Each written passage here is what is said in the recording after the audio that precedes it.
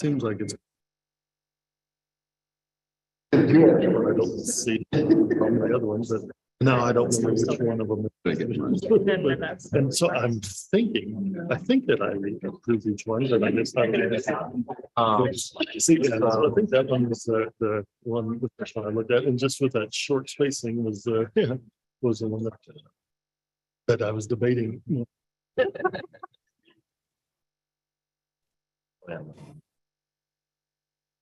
Oh, we could just take it and pass it out. The commissioners, yeah. At the moment, I think it's. And I can do it when after Honestly, when you start to the present. only time I ever use that road is to head over to go to the Dairy Queen, which is just. Oh, It's so. no, It's very little traffic. So right now. I'll just introduce Brad. I guess what it is that a stop something, because the person stopped right here, if they back up, well, then, they come in. This is not really hanging around, but you're right. Kind of like. So now, when all that builds up, maybe it'll be coming. So in 10 years, 15 years.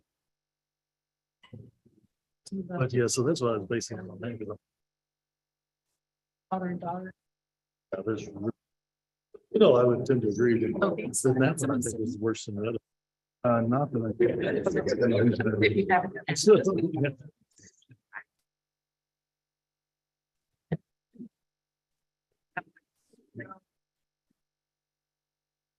I can scoot over it. No, yeah. That they could. Yeah, I'm sure they. We're just. Yeah,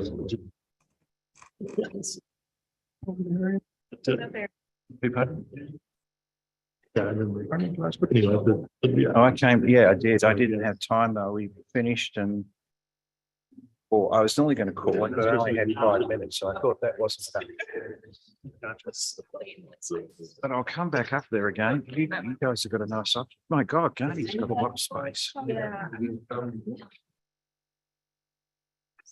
They accommodated 80, 70, 80 people, no problem in one of their back rooms.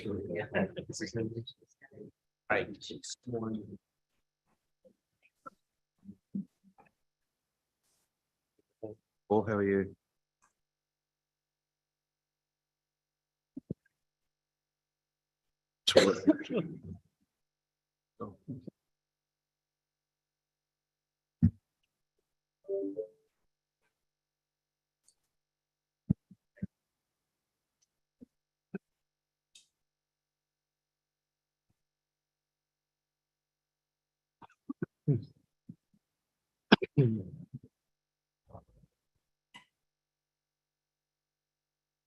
See over and under today.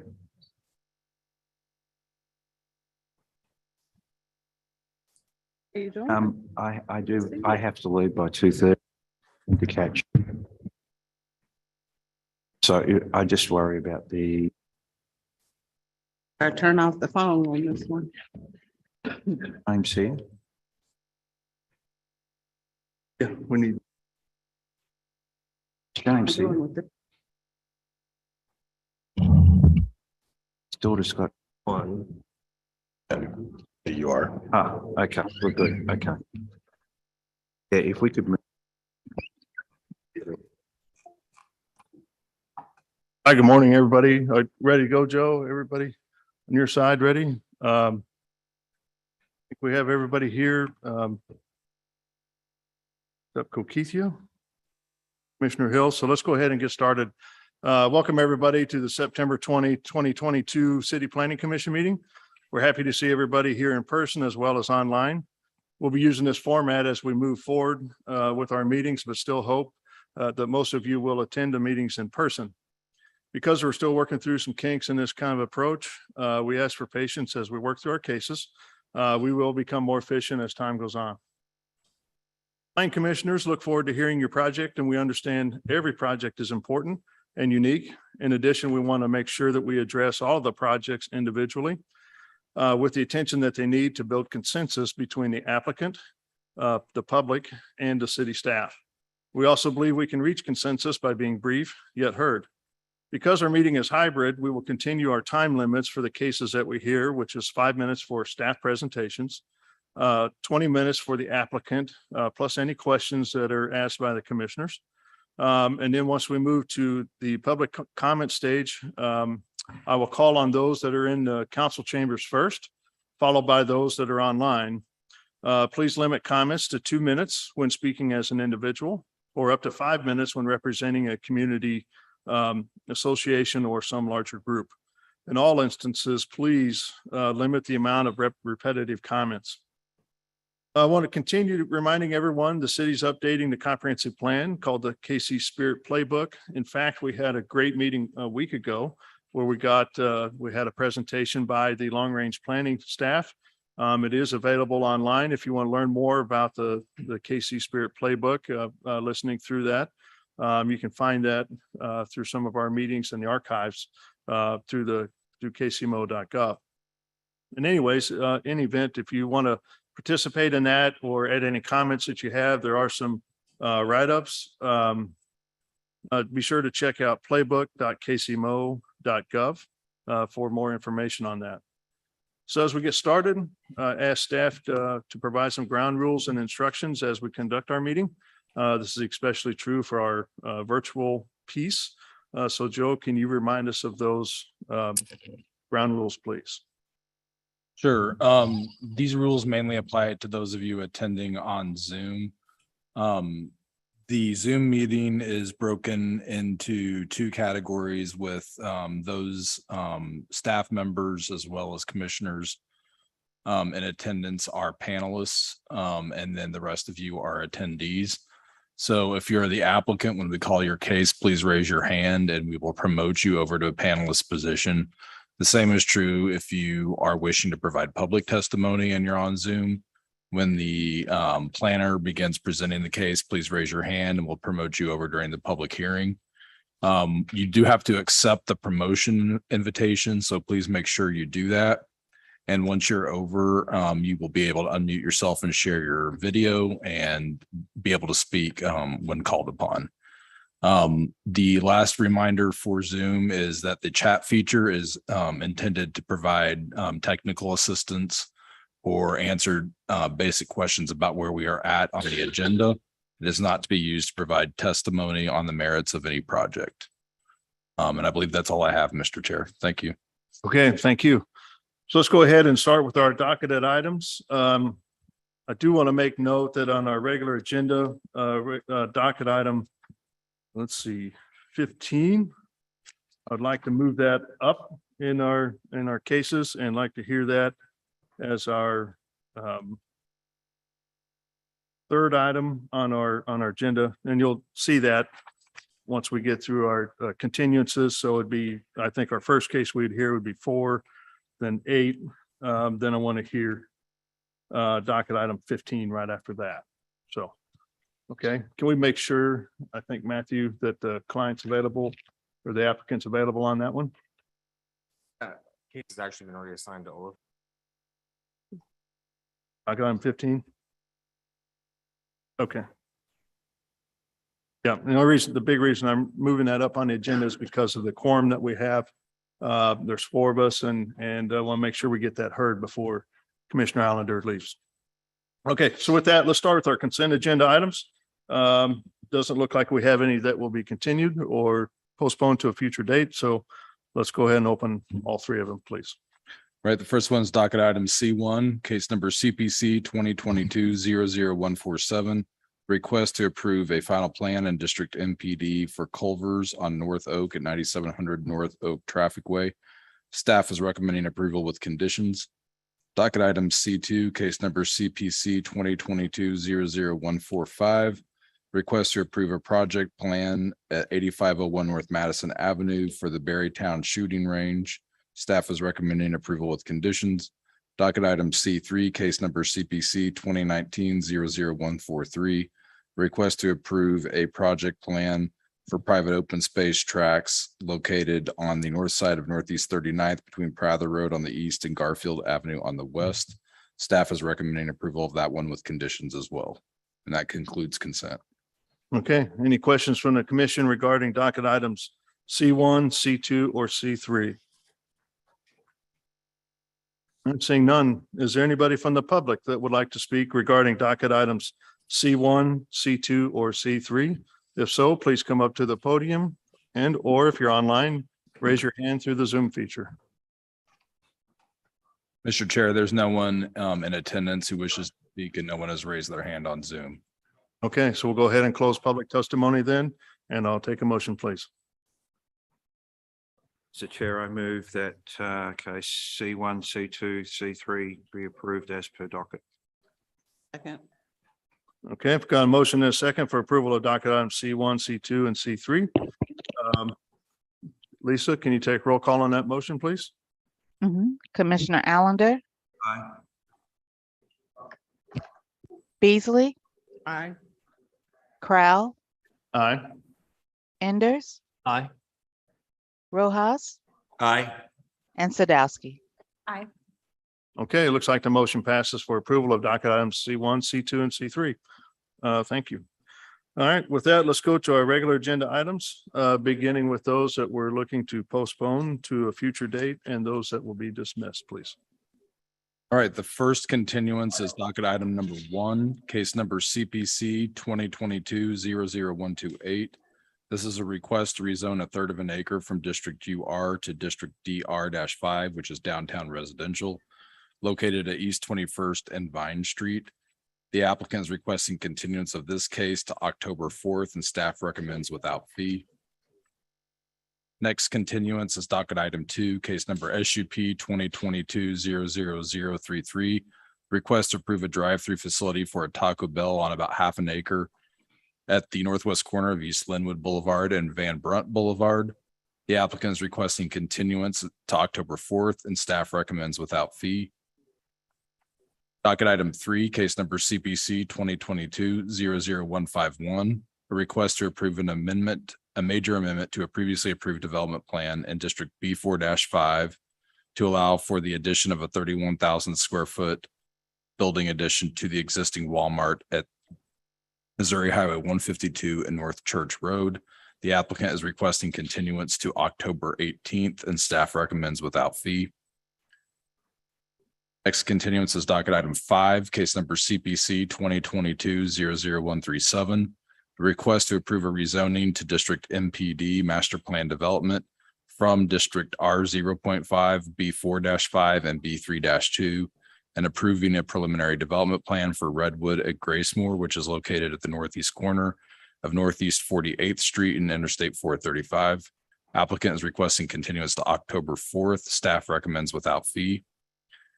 Docket item 6 is a request for dismissal of case number SUP 2022-00036. This is a request to approve a special use permit for a type 2 short-term rental at 5719 Northeast 51st Street. Again, the applicant is requesting dismissal. Docket item 7, case number SUP 2022-00035. Request to approve a type 2 short-term rental. A special use permit to approve a type 2 short-term rental at 5617 Northeast 51st Street. The applicant in this one is also requesting dismissal. The next, and that's all of our continuances and dismissals. Okay, thank you. Any questions from the commission regarding continuance or dismissal of docket items 1, 2, 3, 5, 6, or 7? Okay, seeing none, let's go ahead and open it up to the public. If there's anybody from the public that would like to speak about continuance and or dismissal of the cases 1, 2, 3, 5, 6, or 7, please come forward and or raise your hand on the Zoom feature and you'll be called upon. Mr. Chair, no one in attendance wishes to speak and no one in Zoom has raised their hand. Okay, thank you. So at this time, we'll go ahead and close public testimony then, and I'll take a motion for continuance of those cases, please. Mr. Chair, I move the case 1, 2, 3, 5, 6, and 7 be continued or dismissed as per docket. Let's item number 3, we need to continues to October 18th, Oh, October, with no fee. okay. Docket item number 3, continue to October 18th with no fee. Okay, so I've got a motion and a second. Lisa, can you take roll call on the motion, please?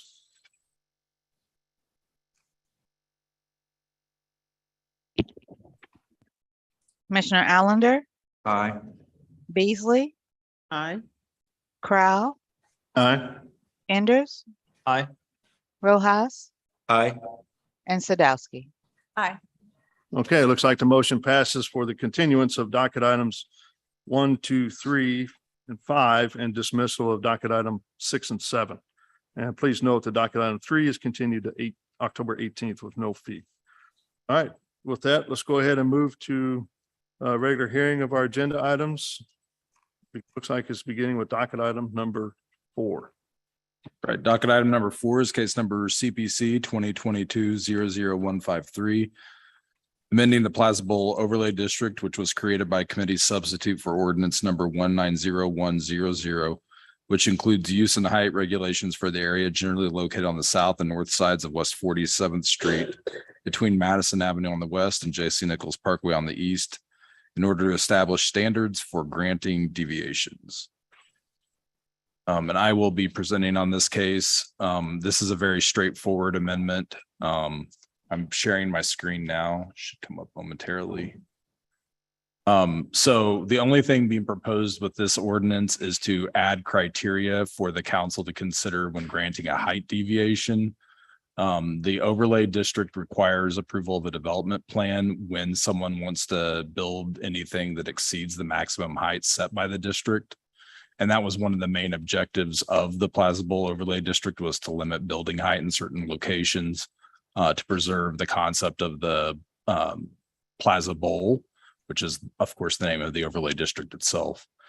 When it was initially adopted in 2019, there were no criteria to consider for when a deviation ought to be granted. And this proposed amendment would add those criteria, and they're contained here under number 1 and number 2, and I'll read them to you. Whether the additional height is based upon reasonably necessary and demonstrated need due to life safety, engineering, construction, or restoration reasons, and otherwise not attributable to conditions created by the applicant, and whether the proposed additional height will adversely affect any neighboring or nearby properties. Staff always thinks it's a good practice to have criteria for considering whenever any sort of relief is being requested, whether that's a variance, which we already have through the Board of Zoning adjustment, or in this case, a deviation to the maximum height. And this is one area where we're adding that in. So we do believe it's a good idea to add these criteria, and we're recommending approval. Okay, any questions from the commission to city staff? Yep, I've got a few. So to start with, as it stands now, it's up to council decision to whether there's a deviation granted, correct? That's correct. So this would limit it to only the items listed in number 1, safety, engineering, construction, restoration. Correct. Would be reasons that would justify a deviation.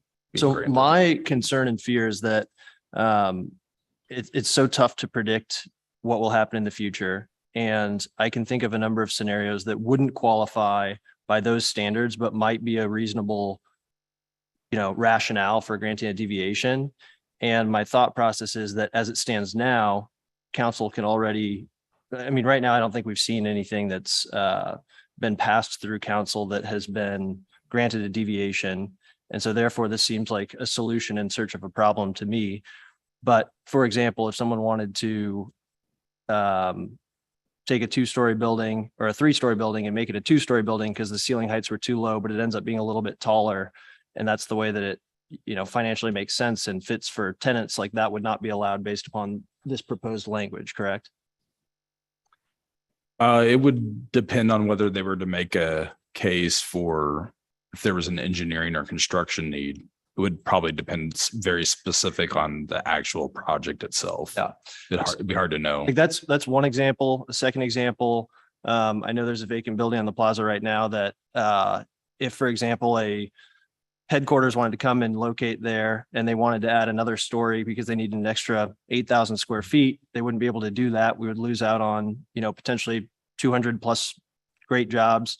The building that I'm thinking of in question doesn't have buildings that are tall surrounding it, so it wouldn't be adversely affecting neighbors, but it wouldn't be a safety reason, an engineering reason, a construction reason, et cetera. And so I guess my question would be is why we need this, because it feels to me as though right now we don't have an issue in that we haven't seen council coming and saying, hey, we don't know how to grant deviations, and we've seen too many projects that are getting passed on the plaza, and therefore it's out of control.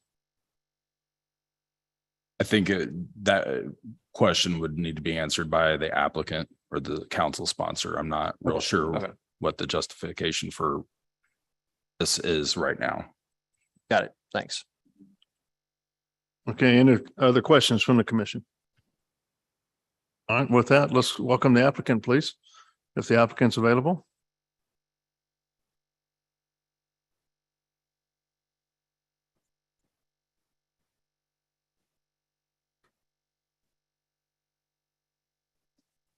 Do I stand here? You can feel free to sit down here at the front. Yes. Okay, I don't know if I sit down, you may not be able to see me. Good morning, everyone. In my view, this is really a pretty simple amendment. When obviously I was on the council last term when we passed the overlay, and there were some questions that were open. We have what's called the Midtown Plaza Oversight Committee, and they reviewed the overlay. They were in support of it, but because there was language in the overlay that there could be a deviation from height, which does not appear in any of the other overlays we have in the city, they said, you ought to have some criteria on when on what would be considered if you do a deviation on the height. And frankly, we all agreed with that, but all being busy people, neither city staff nor myself really looked to implementing that suggestion of the Oversight Committee. And so we now, however, are coming forward with development. Right now, we have a development that is 9 stories when the site actually calls for 45 feet. So it's more than 3 times, I think it's about 3 times as high. And I think we're just looking to clarify that just simple statement that there can be some deviation in height. And in working with the neighborhoods, primarily historic Kansas City, we felt that this was a reasonable standard, that you could have up to 6 feet or 10%, whichever was greater, or whichever was less. And that primarily, however, the reason for the additional height had to be something other than we just want to put on another story so we can make more money. And so that's essentially the reason why myself, Councilwoman Boo, and Councilman Eric Bunch brought this ordinance forward. And, it's the council always has discretion to do what the council wants to do. But I think particularly when we're in a situation of councils turning over, particularly with term limits, that it helps to have within the ordinance some guidelines that give them some thoughts about what prior councils were thinking about when they made these decisions. And so that's really the reason for the amendment. It's to provide not only this council, but future councils some guidance on how to determine requests for deviations from the height limit. We worked a long time. We've worked about 4 or 5 months on this, so it isn't something that just we pulled out of the air. We put a lot of thought into it. Worked with the city law department as well as city staff. And I think we've come up with a workable criteria that can in fact help clarify what this process ought to be going forward. And, you know, right now we have the one side I was talking about that's significantly over the height. We have another one that we just worked a compromise on where they brought the height down some and they did some other adjustments. But frankly, we use this criteria in terms of working out that compromise over on, I guess it's Bellevue, to have something that allows the developer to make a good profit, allows him to provide, in this case, housing for individuals who wish to live on the Country Club Plaza. I happen to live a block from it, so I know how nice it is to live on the Country Club Plaza. But I think myself and my 2 colleagues definitely felt that some criteria, just as the original Oversight Committee had recommended, that it would be good to have this in place. And so that's why we brought this forward to you. And I answer any other questions. Yeah, and commission have any questions for the applicant? You kind of speak to those examples that I outlined as I think potential situations in which the standards that are proposed today wouldn't allow for development, but it might be sensible development. So the 2 examples that I would give again are, one, let's say that someone actually reduces the number of floors, but because of the height, the ceiling height, the clear height, they end up making the building taller. For example, our business Made in KC next to Houston's, no one's gone into Houston's for years because the ceiling heights are too low and they're capped by the bottom and the top. And so that's not a great example because there's a parking garage on top. But for example, if someone, decided that the structural, building as it stands that was built 100 years ago needs to change to financially make sense. Yes, it would be about someone's bottom line, not necessarily additional profit, but about making a project financially viable and reducing a vacancy or a unusable building. How would council be able to then overturn this and say, hey, this is a good reason for a deviation, even though it doesn't fit the criteria? Would there be a way to still get that project passed? Actually, these are criteria. They're not. So I think that if there were a good case that the council could say, we know this criteria, we've looked at it, but we see X as an overriding factor, and therefore we're going to not totally follow the criteria. They might partially follow it. They might say there's no building next door that they're blocking or they're negative impacting on. They're not right up against a neighborhood, so they're not impacting on the neighborhood. I think the council still has flexibility. I don't think one council can take the flexibility away from a future council, but I think we can provide them our thoughts and guidance on how they ought to look at these decisions. If they then feel that there are circumstances that merit deviating from the deviations, then I think they are still fully able to do that. Would you be open to, watering down the language, so to speak, then to make it a true recommendation or guideline as opposed to criteria to review a project? I'm not interested in watering it down. I think I've explained how a future council can use those guidelines to determine what the value of a future project. But I don't see a need, given that flexibility that any future council has, I don't see any need for watering down the criteria. And then my next question would be, so my understanding of what you said is that currently the existing council is addressing projects appropriately. The project that was proposed for 9 stories, this body did not recommend approval. And it hasn't been brought up in council yet. I think the applicant has withheld it because he knows he didn't have the support. So in one sense, you're saying it's working now, it's protecting future councils.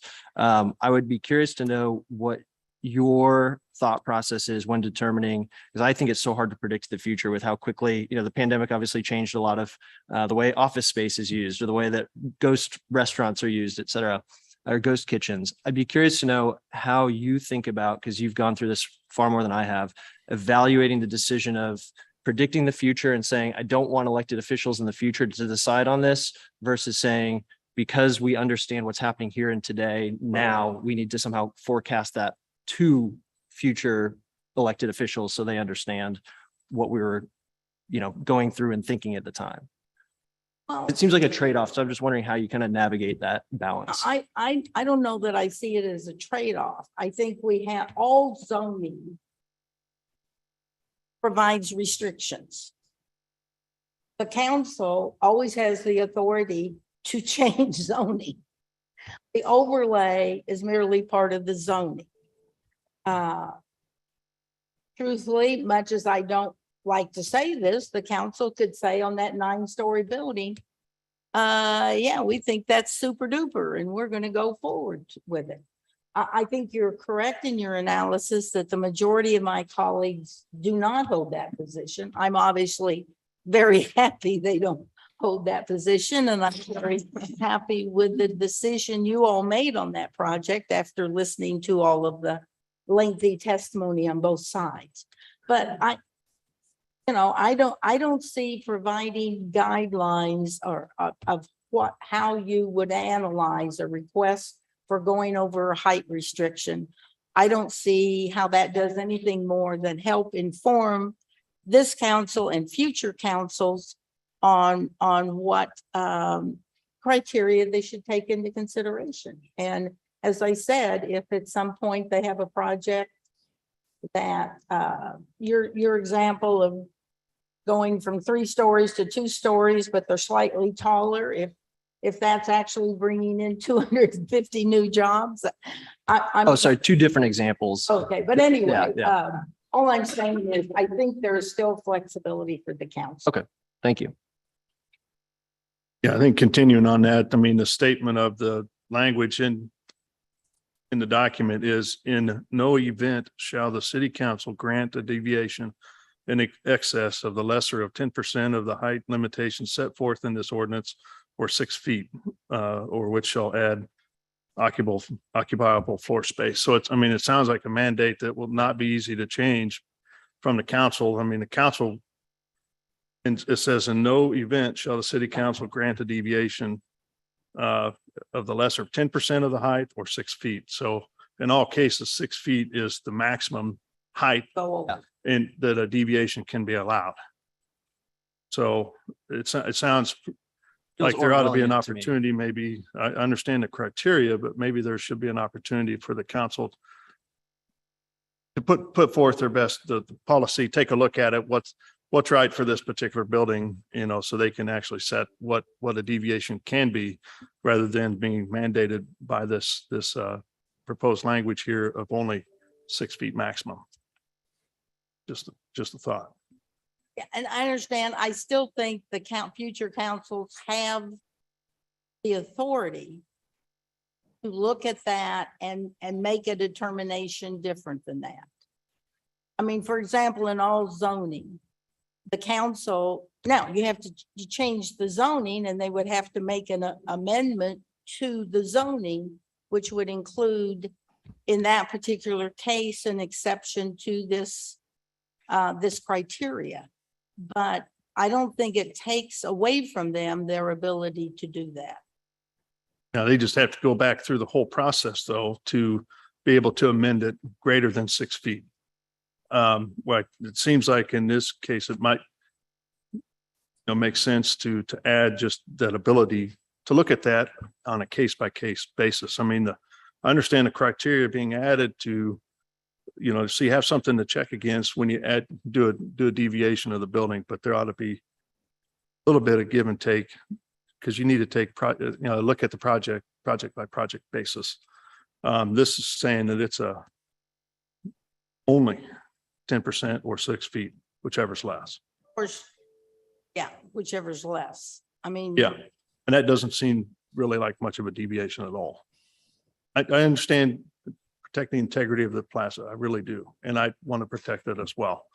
I just want to make sure we also have ability to have some flexibility from the council standpoint to be able to do what's right for everybody. And I understand that. I just think that flexibility is always there. What we're trying to do is set up a system where they at least have some criteria to judge by. And again, was the suggestion for this was offered up at the time we did the overlay. We all just felt it was better to go through the overlay and take some time to think about criteria.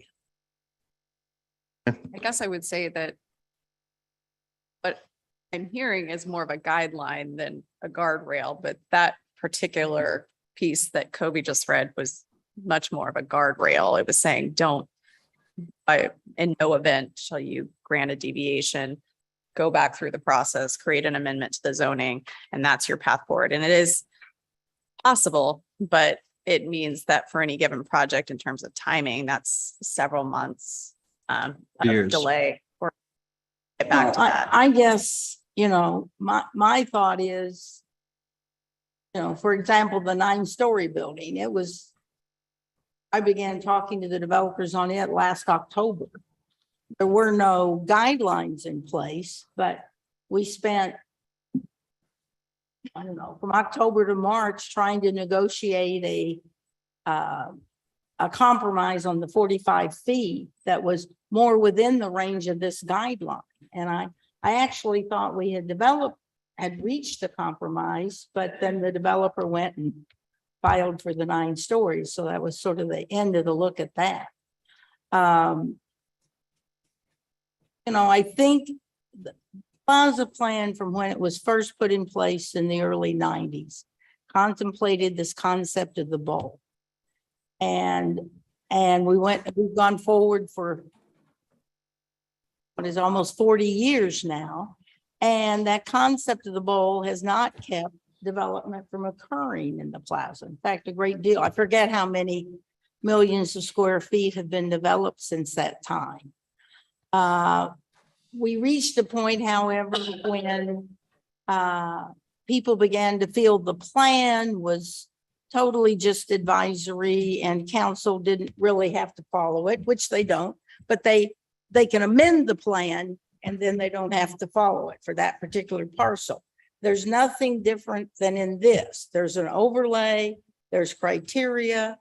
If a future council wants to stray from that limit of the 6 feet, then they can amend that overlay to do so. But yeah, do they have to take some time to do it? Absolutely. But most of the projects that go forward in the plaza don't occur over a 3-month period. Even ones that have community support, they occur over a longer period of time. And I guess my feeling is very much that that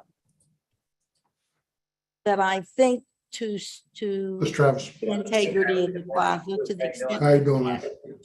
not stalling development, that we need to have criteria in place and they need to be more than just easily ignored. And so I myself am comfortable with that being there in place. And I would encourage all of you to consider that in that light. Again, it's no different than any other zoning. If I'm zoned residential, but I want a single family, but I want to build, duplexes or fourplexes, then I have to come back, go through this body and go through the council to get the zoning changed so that I can do that. And this situation is really no different than that.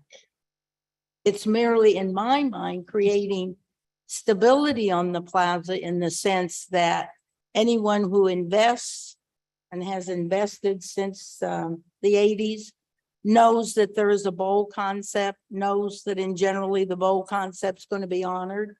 And this just brings more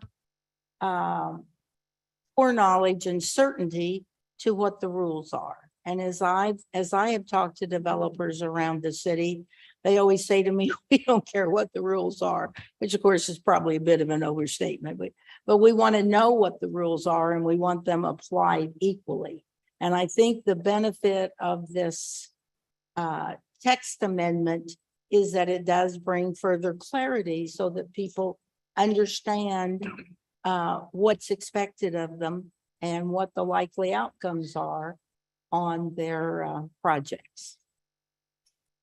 Just want to clarify one part of that. I don't think there's a lack of development because developers don't see this language. I don't think this language would encourage anyone to develop, because if they wanted to develop within the standards as they exist, this language wouldn't help development. So I just don't want that implication to be made. What I'm saying is that if I'm going to build a building and it's back 1 or 2 rows, and I invest in this building because I know that the row in front of me, or If there's 2 one in rows particular, well, I'd love to speak about specifics too. If there's a particular to help me picture it. I'm just suggesting, like your 2-story building or your 250 employees that may appear in the future. This is a hypothetical of that. I think obviously you're very capable of considering hypotheticals. And so I was trying to make one in return. Okay. But the point is, if you're on that 2nd or 3rd tier and you've developed under the overlay and under the Plaza Bowl, where it is a bowl concept, then and your investors have invested based on it being a bowl concept, and suddenly you have a building proposed in front of you that varies from that concept. Again, this allows for some small variation, but you can't, for example, go from 47 floors to from 45 feet to 150 feet. Not without them being made a change in the overlay. And myself, I don't think that is a unreasonably arduous task, because as I said, people come in all the time before this group and ask for changes to.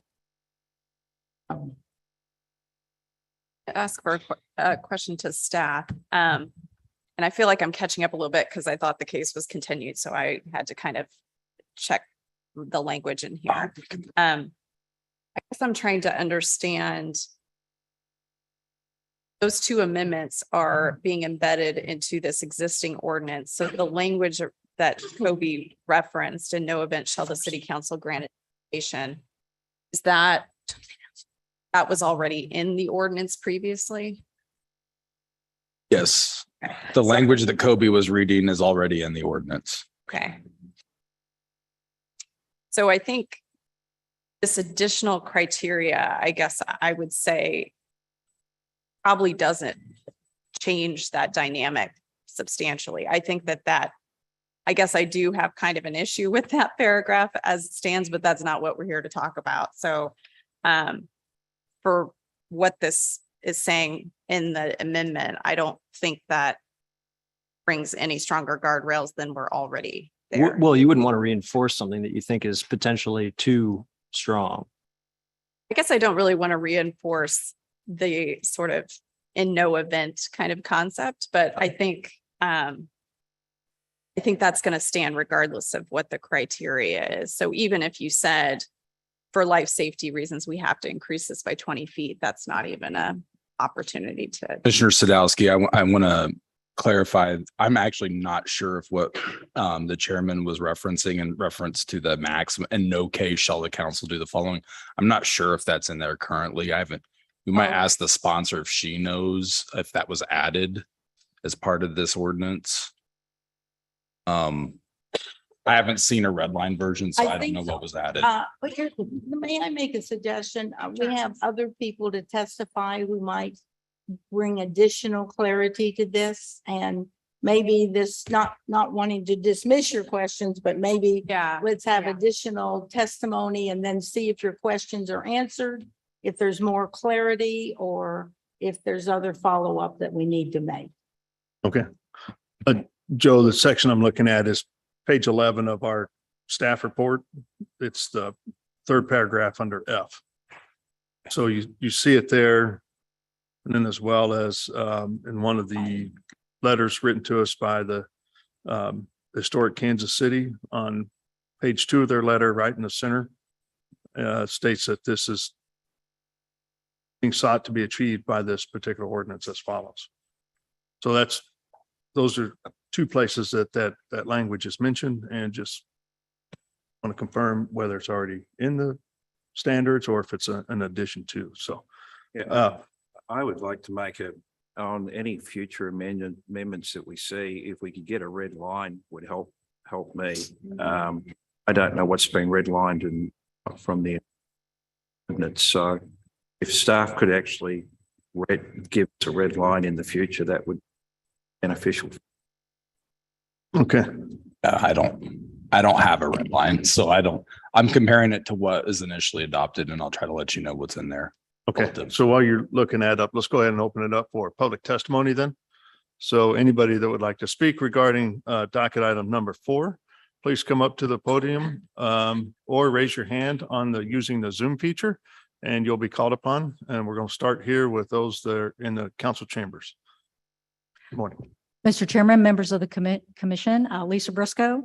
I live at 3514 Jefferson Street, Kansas City, Missouri. I'm an architect and a city planner and serve as executive director of Historic Kansas City. Unlike the other 6 overlay districts in the city of Kansas City, Missouri, the Plaza Bowl overlay is the only one that allows deviations to height, and the others have height limits if approved by the city council. However, the ordinance includes no standards or limits, which you've been discussing, for evaluating those requested deviations before the council. As you heard from Joe's testimony, during 2019, before this body and ultimately the city council committee, when it was adopted, the city council, city staff, and the stakeholder committee group agreed that standards should be better defined per that paragraph F, to better understand, so everyone understood, and it was very clear that the height restrictions, as much as possible, would be clearly defined, so it would reduce the amount of constant debates. After all, that was the purpose of the overlay for the Plaza Bowl. The need for the standards was discussed again in February 2020 before the City Council Committee, and that, however, was related. It was brought up because its first deviation came before that committee regarding the Jack Henry development, which was subsequently approved. But a lengthy debate ensued amongst the council committee members, and at the request of Councilwoman Boo, at the conclusion of the meeting, she asked us all to go forth and come up with these standards. Well, 2020 was 2020, and we all know what's happened between 2020 and now. A pandemic occurred, we all got busy, time passed, here we are today. The proposed amendment seeks only to add standards for the city council to factor when they consider requests to exceed the maximum height, as you've been discussing. But the plaza overlay specifically protects the plaza from the dangers that were allowed by the original zoning. Because as you know, the overlay does cap heights. We've already had that extensive debate. The approval of deviations in any circumstance is a very slippery slope.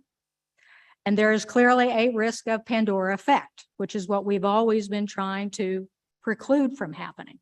So once a serious deviation is approved, every developer after that is going to come forward and desire to replicate, go higher. Without standards or limits, the developers can request height deviations in excess of the maximums, including additional floors. Without standards or limits, developers can assert pressures on the city council, which is their right, to use their undefined discretion, creating uncertainty and development expectations, and generally within the surrounding context of the plaza, which again was the purpose of the overlay. The addition of standards, however, will provide more certainty to both existing plaza property owners, investors, neighborhoods, with their current investments. And in addition, it will also provide city planning staff a standard that they can readily and easily calculate and apply, which is always good for staff. Therefore, the Board of HKC recommends and urges you to approve this particular amendment so that future development in the Plaza Bowl overlay more closely complies with the height recommendations of the overlay and the Midtown Plaza area plan. Thank you. you. Anybody else like to speak? Morning. Excuse me. Mr. Chairman, members of the Planning Commission, apologize for my voice. It's about half gone. My name's Ken Block. I'm the managing member of Block Real Estate Services, also the manager of 46 Penn, as well as 3 other office buildings in and around the Plaza. And I think, and also for Plaza Corporate Center, that group would like me to speak if there's time at the end, so I'll reserve my 2 minutes for that time. But let me quickly hit on the issues. The issues are that a developer will take anything you give them. I'm a developer. I've been doing this for 47 years. We're mainstream. We built $2.5 billion worth of property in Kansas City. We built some of the nicest buildings. We follow the rules because we have a reputation, but it doesn't stop other developers from outside the city or other non-mainstream developers coming in and asking for anything. What we have to do is we have to have guidelines in place. And the important part about that is that without guidelines, there's no consistency. Without consistency, there's no discipline. And without discipline, we don't know what's going to happen in development. So take us, for example. Yeah, we'll use an example. If I go invest $100+ million, I want to know that the rules that we work under are the same for everybody else. It's not a big request. It's a simple request. It's how great cities become great cities. The cities that aren't great are the ones that keep changing the rules, changing every day. And now the guy who thinks about it the next time to invest 100 million or 200 million has to consider whether or not his investment is protected, whether or not the investment that he makes at that time will be undermined or reduced in value by other investments that are improperly done on a site that's not, the right site for that. So part of this is having known risk and known rules and codes. The other part is stabilizing values. The developer wants to know that when they build something, that everything around them will comply with the rules. I said that once before, but it's more important than that because I'm attracting investors. People in this room could be my investor. They want to know when they put money with me that that money is safe. They want to know that I've done my homework. They want to know that the city is going to have set rules and they're going to apply them in the same way. And my lenders are going to want to know the same thing. And my tenants who then are going to come to my buildings are going to want to know that the decision they made was a good decision based upon relying on people like me who are going to follow the rules. So the point of this deviation ordinance is to stop crazy stuff. I own 2 more buildings that are covered by this. I get it. I can comply. I understand that because I understand rules. It also creates more value for those properties because they know that what they've done is going to be there tomorrow and not inhibited or changed or modified by something else. So remember this. This is about setting the guidelines. I don't even know why this is in there.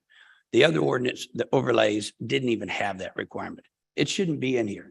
If you got a 45-foot height, it's 45 foot. You got 90 foot, it's 90 foot. You got 130 foot, it's 130 foot. Why do we have to treat guys like developers like babies? We're grown-ups. We understand the rules. Give us guidelines. Don't be leaving it out there so that we all are concerned about what's going to happen tomorrow and we can make our investments correctly. And so I can turn my tenants and not tell a tenant that this is what you will have in the future. We brought in some great tenants. We brought in our new building, some of the best tenants in the country and one of the top restaurant chains in the country. And they made it a huge investment, millions and millions of dollars in their restaurant. And they made it because they knew that we were building a quality building and they knew they were in a quality location and they could count on we would do the right thing, the city would do the right thing. So this is simply putting guardrails on how far you could go. It's simply putting guardrails. The rules are already there. This is just clarifying it. So we don't have someone come in and ask for 500 feet more or whatever it is, so that we all can do our job. And you won't be back here and I won't be back here every single week or every single month listening to some crazy thing and having to go through the process. Thank you. Thank you.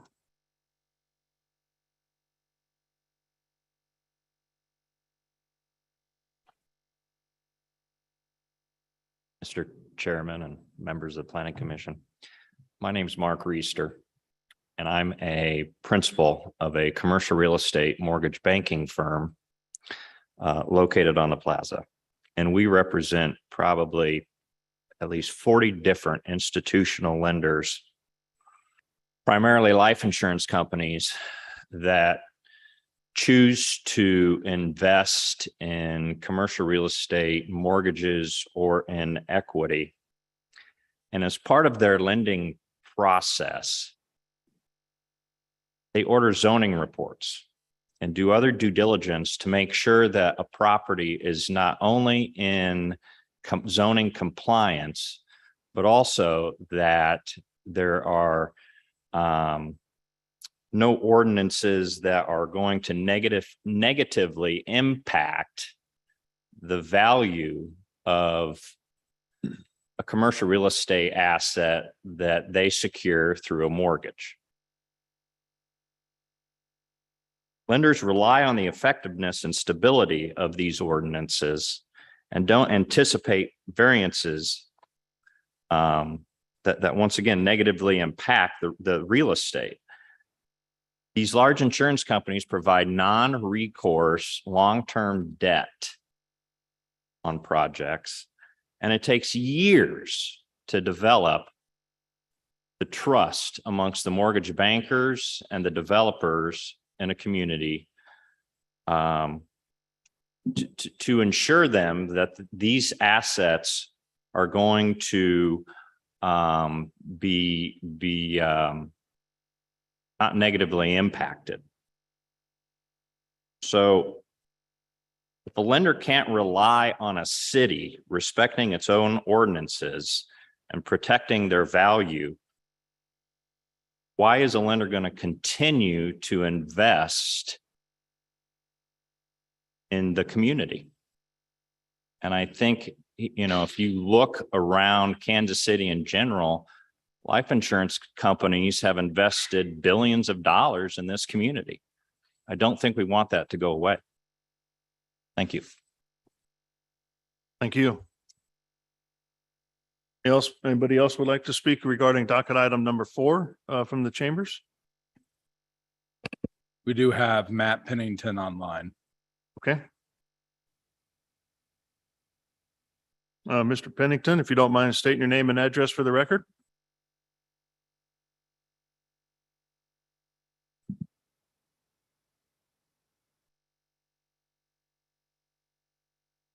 I don't see him on my screen. I'm sorry. Matt Pennington with Drake Development. Can you all hear me? Yeah. Okay. Yes. Hey, I think Mr. Block and Mr. Reeser did a great job of just kind of outlining, their investments. And I think if you look back, and so everyone knows, I own the Jack Henry building as well. We purchased that building in 2018, and the bowl overlay ordinance of phase 2 took effect in February of 2019. So I had a loan. I put in a considerable amount of money down and then had restrictions put on it after the fact. Then I ended up going through the process of landing the Chiefs Fit. As part of that, I had to get a tower element on the corner to basically bring the building up to today's standards for retail tenants. And it was something the Chiefs needed to land them for this facility. I fought over 4 months with these same special interest groups to get an 8-foot variance, which would be more than the 10%. And if these ordinances that are proposed today continue down the road, that means we wouldn't have had Chiefs Fit. Because I think it was read absolutely correct that in no event does the city council have a voice. So I think it's a great example with Mr. Block earlier stating that, hey, I have life insurance companies and I have tenants that I've promised. And I think at the end of the day, you've got a prominent developer that says he's developed 2.5 billion square feet that got sloppy in front of his investors and essentially started his building. He broke ground in 17 and enacted an ordinance in 2019 to save what he thought needed to be done after the fact. In exchange for that, the church has been artificially zoned down. So I think at the end of the day, these facts all just need to be contemplated and thought out as we move forward. And at the end of the day as well, I want everyone to know that I've only submitted a 9-story on the church property. That's been the only project we have ever supported. And I think it's been a great job by Historic Kansas City and Catherine Shields to act like there is a 3-story model that was out there, even though we had discussed briefly different avenues, maybe involving incentives. That baited response from those two folks, Mrs. Catherine Shields and Historic Kansas City, led to those discussions with Mr. Block. So Mr. Block, again, his discussions with me on my variance on Jack Henry was from his chair on the 7th floor. He needed to see the ground. And that was the reason my 8-foot variance was not okay on Jack Henry. So as we contemplate all these ordinances, I just want everyone to know the facts. Thank you. Thank you. Anybody else, Joe? Daryl Herring online. Okay. Good morning, everybody. My name is Daryl Herring, represent the owners and managers of the Country Club Plaza. Our management office is located at 4706 Broadway in Suite 260 in Kansas City. The ordinance before the council is really intended to codify the original intent of the Plaza plan and Midtown Plaza area and really provide in the review of, I apologize, I'm having some technical issues here.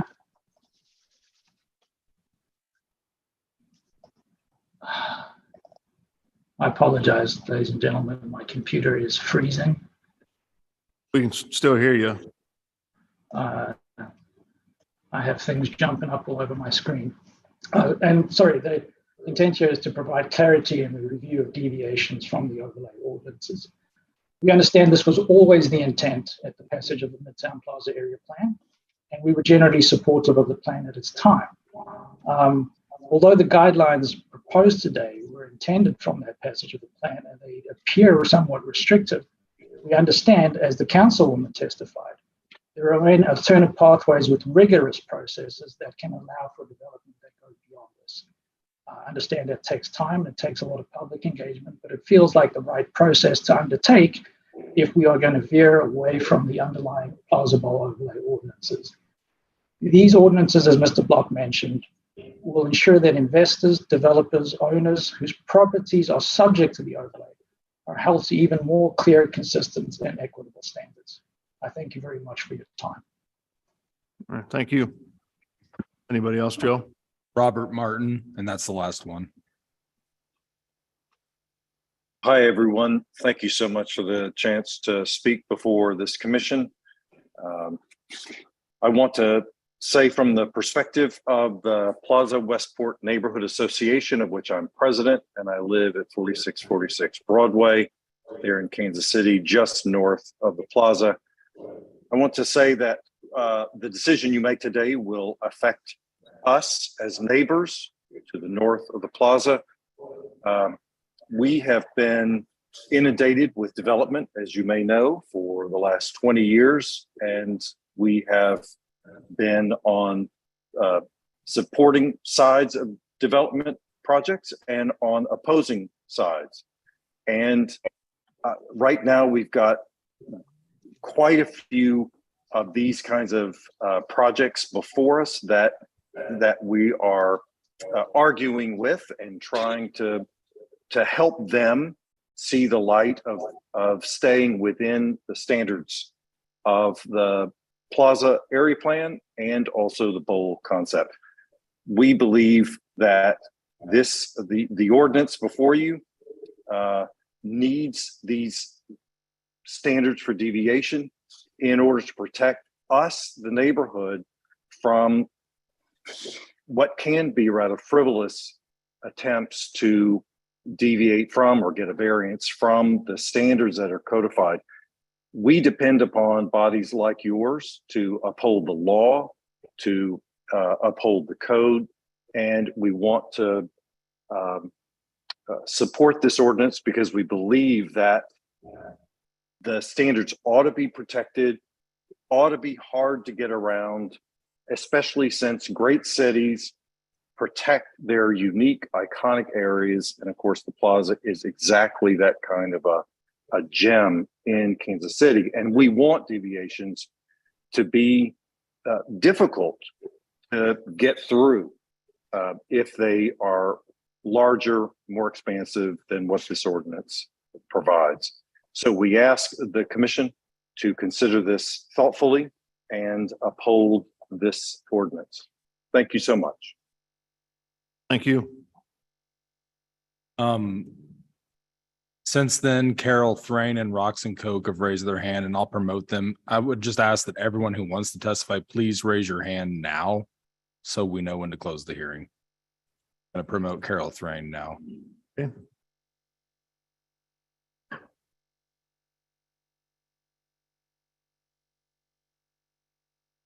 Carol, are you available? Yes. Good morning. Am I coming through now? Yes. Okay. I am the president of the 4646 Broadway board, and I'm here partially because I sat on the Midtown area plan with dozens of other people over a long period of time, pondering all of these questions. And that was a very consensual, inclusive process. Developers were invited, some sat in on the process. And all along, we begged for more clear criteria by which developers would be evaluated. Because if we do not have them, those of us who have already invested in being on the Plaza will not know what the future is and will be. I have sat at many of these meetings and obviously not paid, but I just want to reinforce that the process has always been inclusive, has always included developers. And the main point of these criteria are to protect the bowl, and we cannot, because there may be one developer here or there that may not make as much money, we have to look at the greater good and protect the people that have already invested. The Plaza has never been an area that has been void of development pressure, and we're certainly living with projects right now. So this shouldn't be a matter of one parcel or one developer. This is really about the future of the Plaza, protecting the bowl, which is just the biggest priority. And we need to be thinking about the Plaza in a visionary, what is it going to become? But we have to maintain that bowl. And we have to give the people who are living and working on the Plaza some assurances that everybody will live by the same rules and that we will be able to feel some assurance about what is in the future. Thanks for your time. Okay, thank you. Good morning, Ms. Koch. Good morning. And I do believe that Ken Block, I saw him stand. I think he was going to follow up on a comment from another property owner group that he represents. If you would, I would prefer him to go first, and then I'm happy to follow up if that's acceptable to the chair. Yes, that'll be fine. Yes, and I'm now speaking on behalf of Plaza Corporate Center. And just a couple of cleanup items. This is not about one developer. This is about the overlay, the 47th Street. It goes all the way down 47th Street. This is about a vision for the Plaza. It's not about me. It's not about this person. It's not about that person. It's about keeping rules and consistency.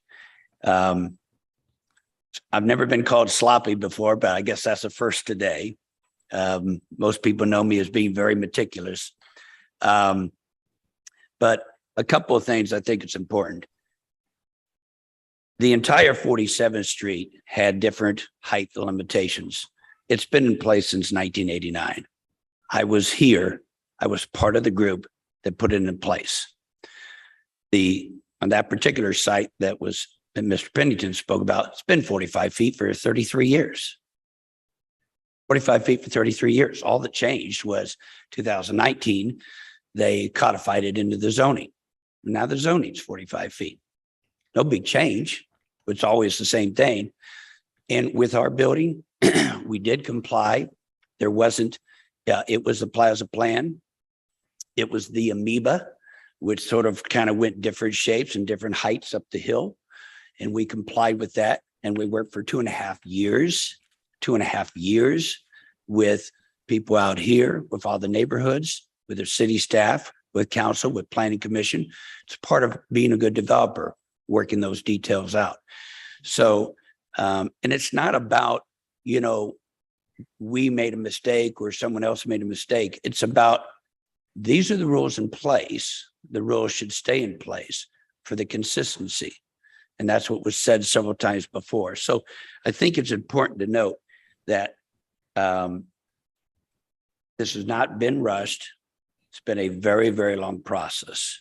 It's been one that we've all, as a community, took part in.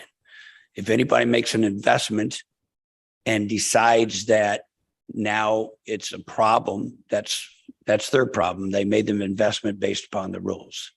So I'll let Roxanne tie up, but I just want to clean those items up. Thanks very much.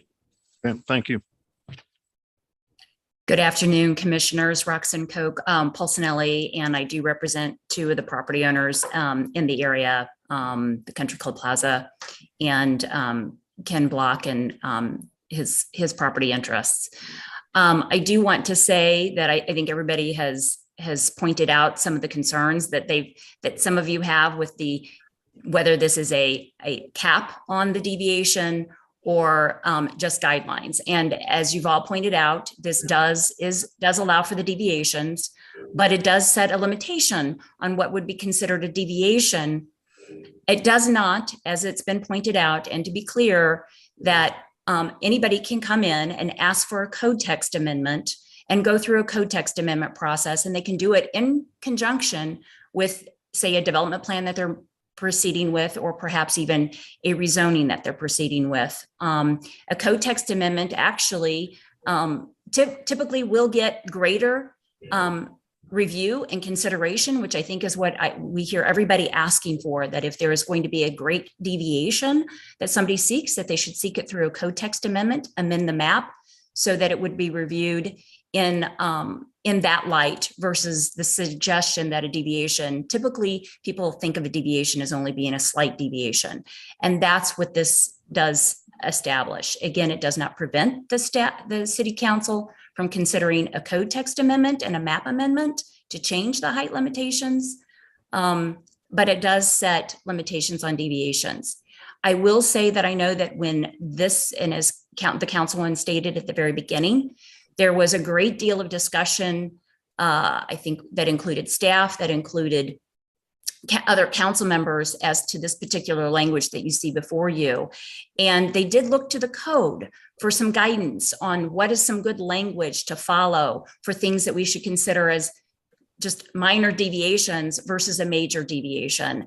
And some of that language that you see, you will find in the distinction in the code between a major plan amendment and a minor plan amendment that takes extra considerations when you're seeking something that's major. And so that is what you have before you today. And we hope that you will give this consideration and move this forward with a recommendation. Thank you. Okay, thank you. Anybody else, Joe? Since then, Dan Coffrin has raised his hand. Okay.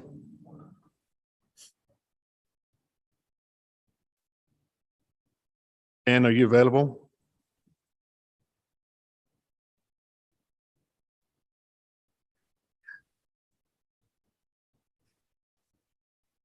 Good morning. Can you hear me?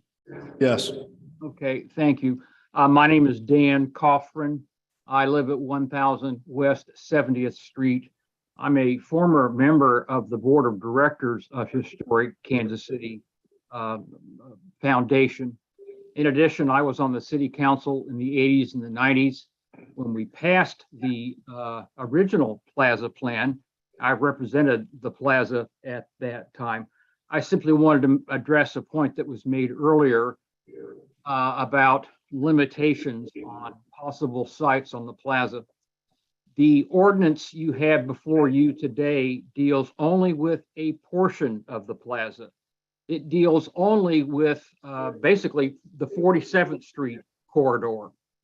It does not deal with the Central Plaza, the original classic plaza, if you will, nor does it deal with the concentric rings on the outside. Those rings, in fact, right behind 47th Street, allow for progressively taller buildings. So in this one instance along 47th Street, it's particularly sensitive regarding building heights in order not to overpower the original Plaza buildings to the immediate south, nor to block the taller structures to the north behind it. So there's plenty of room on the Plaza to build structures of all different heights as set forth in the original Plaza plan, as well as the Midtown update. So this is not presenting any sort of restriction on future development. We've had plenty of development on the Plaza since it was first authorized.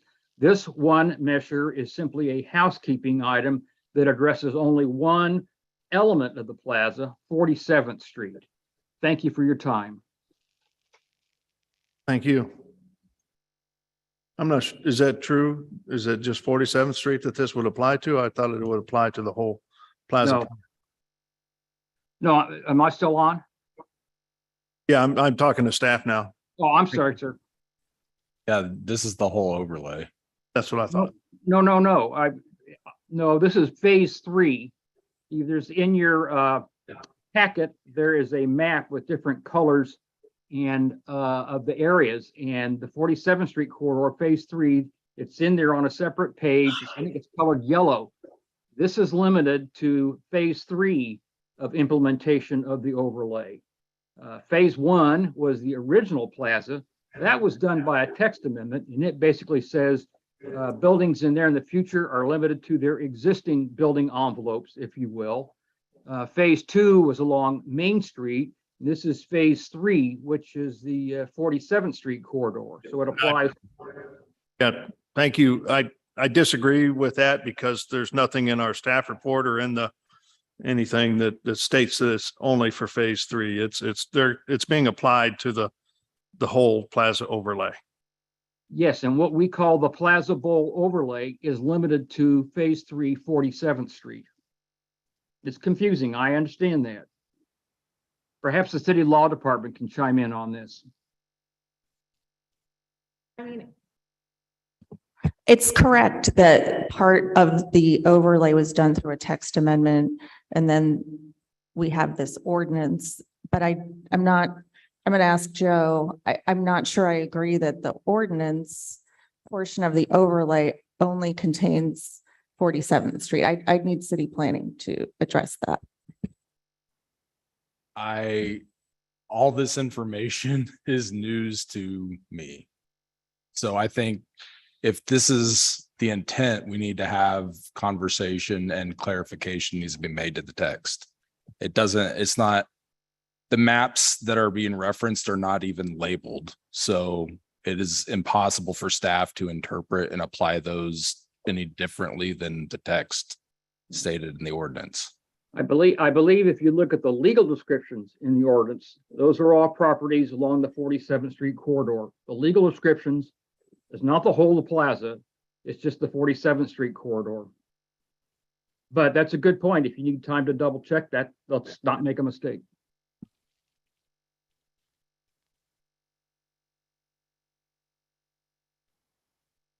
I guess my feeling is preservation of the bowl is very much in my interest. So I think my concerns are, I want to make sure I understand what I'm voting on. And I feel like not having a redlined copy between what the current ordinance saying and what amendments are being brought forth makes me nervous that it goes beyond just those two amendments that we see in the staff report. So whether that's confirmation from staff or others, I don't feel comfortable voting unless I know.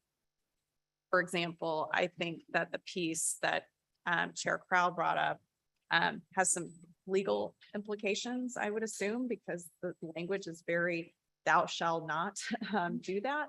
And if that is actually something the council could be held to, I'd like to know that. I'd like to know if they've already been held to that. And if so, sounds like it doesn't have a lot of legal bearing because we're still seeing cases for us that are very much outside of that. That language is new language, okay? The limiting language that the chairman was reading. So that's, we haven't considered it yet, right? But yeah, that's not existing language. I will say though that regardless of whether you agree with the criteria, in my opinion, it's very important that we have criteria, right? Without criteria, it opens up your recommendations to allegations that they're arbitrary. So I personally think it's very important to add the criteria. You're free to debate what you think that criteria should be, right? Yeah, I agree there should be criteria, but it seems like the criteria we're given, it's 6 feet max, period, without going through a full. So I would think as part of this criteria, I like having that criteria set up as 10% or 6 foot, whichever's less. And then if you can't meet that deviation, now here's what you have to prove, and then go back through the things that are being added to this. So you have to prove that you need it, which not always is going to be a blanket yes, but at least there's something there that right. Well, I know I can't build it, but if I put forth all this effort to maybe give it a shot, I know what I'm up against.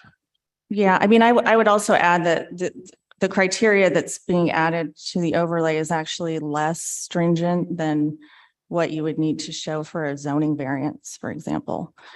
The example that was given was sort of the bottom line on a project that the case law, you can't take that into account for a zoning variance. Well, and that's why. So I think this criteria is actually a little more flexible. It's limited to health, safety, or historic. And that's the part that I think we should debate. And I'd like you to not weigh in on too much, because I feel like that's really the part that we should be deciding and determining whether that should affect our decision as opposed to whether it legally complies. Well, I think I was asked a legal question, so I answered it. I think it's broad enough. Coming from an engineering background, you can argue anything if you really wanted to, and so you're always going to have that issue. Yeah, I don't think you can. So I think it's broad enough. I think the language I saw, I was fine with. I'm really nervous of what are we voting on today? Are we voting on the complete ordinance? And so have we seen all the red line?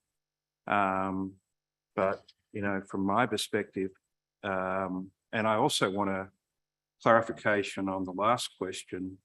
Are we voting on just 47th Street, or are we actually voting on the complete Plaza overlay? I think there's a couple of things for me that I want to get some clarification, but I'm fine to make it actually a little harder to change, because I'm again want to protect the integrity of the bowl and the plaza. So making it a little bit more difficult for developers to change that is not a bad thing in my mind.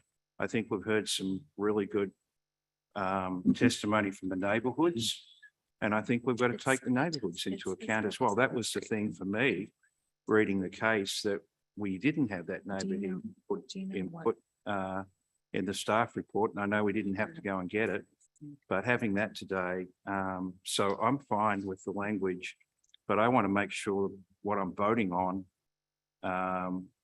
because I'm not going to vote on something, other red lines that I'm not even aware of at this point in time. Sure, Carl, are we closing public testimony? I haven't yet, Oh, sorry. but yes, we don't have anybody else online, right, Joe? That's No. willing to speak. Okay, so let's go ahead and close public I testimony said then. one, What's that? Yes, Dan. right there, someone's on the screen. I don't know if they. Yeah, it's Oh, still. you already spoke? Yeah, They're- we've- Okay. Yeah, it's Roxanne and Dan. They've Gotcha. already spoken. Okay. You mind if I go ahead and add some Go ahead. thoughts? So as you all know, I care a lot about the plaza. I spend a lot of time down there. We have 14,000 square feet of retail space, have been there for a number of years. I've been spending months looking into this. I want to protect the bowl. I believe that development should have a certain barrier of entry to get above a certain height. And I don't want to see it turn into tall high rises everywhere. And I don't think that's going to happen. Right now, I think we've found that we already have a really good process in place. I think that what is being proposed is anti-competitive, and I want to explain why. I'm super impressed by what Ken Block has done with his company, and then also the amount of networking that you do with communities. But I think this is anti-competitive. So the 4646 Penn building is 14 feet. It received a 20-year tax property abatement. It's taller than what was allowed at the time. And what we heard today was about protecting investment. It wasn't about protecting the character of the bowl. It wasn't about the residents on the bowl. It was about property investment. And it was about freezing things in time. Looking at a business journal article from 2017, Ken talks about this building will be the quote, the icon of Kansas City. When Monday Night Football is in New York City, their camera crews go shoot the Empire State Building. When they come here, hopefully they will see this. Hopefully this is the building they will focus on. Goes further. Arguably, there are one or two other plaza area locations where a new office building could be constructed, Block acknowledged, but in the current political environment, it would be difficult for another developer to win incentives for new construction on the plaza, he added. Quote, that ship has sailed, at least in the near term. So I think if someone really wants to be located on the plaza and they want more than 10,000 square feet of Class A space, then this is it. This is anti-competitive. The work with the neighborhoods, I was out of town. My business partner went to one of the, what I would call quasi-public engagements. Neighborhood leaders were brought. It was questioned why he was there, how he heard about it. A lot of these neighborhood leaders want what's best for their neighborhood. They put a ton of trust into Historic Kansas City. Historic Kansas City sounds like a group that is about preserving buildings. They're also about fighting liquor licenses of people on the plaza. They're also about a lot of things that have nothing to do with historic businesses or historic buildings. When you look at ProPublica filings for Historic Kansas City, you see swings of $100,000 a year in revenue for a company that has between $100,000 and $200,000 of revenue. That's not a bunch of individuals paying $50 a year to be a member. That's individuals spending $50,000 at a time to lobby for something. They're a lobbying group. It comes masked as a historic group, but they are pushing things that have nothing to do with historic buildings. The reason that they know more about the ordinance is because they wrote it. Because of sunshine law requests, I have an email here from Ken Block to, there's Vicky Notice, Briscoe, Patty Knoll, Diane Binkley, Roxanne Koch. This is absolutely essential, Gerald, that we keep no more than 65 feet high at Jack Henry and no more than 45 feet high at the church. We are not interested at all in any plan that would increase those heights even 1 foot. And we can make sure that Roxanne is copied on these emails. It goes on. There's a lot of this stuff. There's a reason that they're protecting their investment. I totally understand it. I want certainty as well for developers. Developers don't need the certainty of extra restrictions for development. Perhaps we could make the argument for an SUP on the church property, but it would not make sense on our building at 800 West. This is not about fairness. All we heard was fairness. Everything in here is about, these are the rules that work for us and our buildings, and these are the rules that everyone else will apply by. I've been trying to talk to the sponsors about this. I received a text message from Councilman Bunch. He is pulling his support from this. I believe Councilman Boo will as well. This is totally unjust, totally unfair. It's evident. It's been tough to bring about.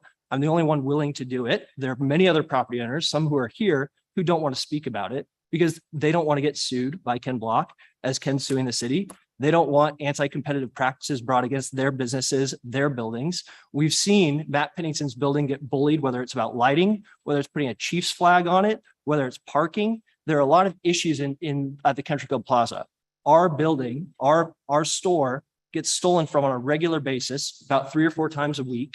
We have people doing drugs in the bathroom, catalytic converters getting cut out. Those are the issues on the plaza that we could be talking about, but we're talking about protecting property values. We can walk and chew gum, I acknowledge that. But when people say parking is a major issue, and then we hear something about Unity Temple and parking isn't a big issue, we realize we're not playing by the same rules. So I think it's very clear that we understand who is bringing this to us, why they're bringing it to us, and that if we want to establish something that's fair, our staff understands it, as well as those in the audience who are speaking in favor of it, and that it is something that mutually people agree upon. But right now, as I've tried to dig into this, I have no dog in this fight, but it's become increasingly apparent to me how unfair this proposal is and how unfair the process has been.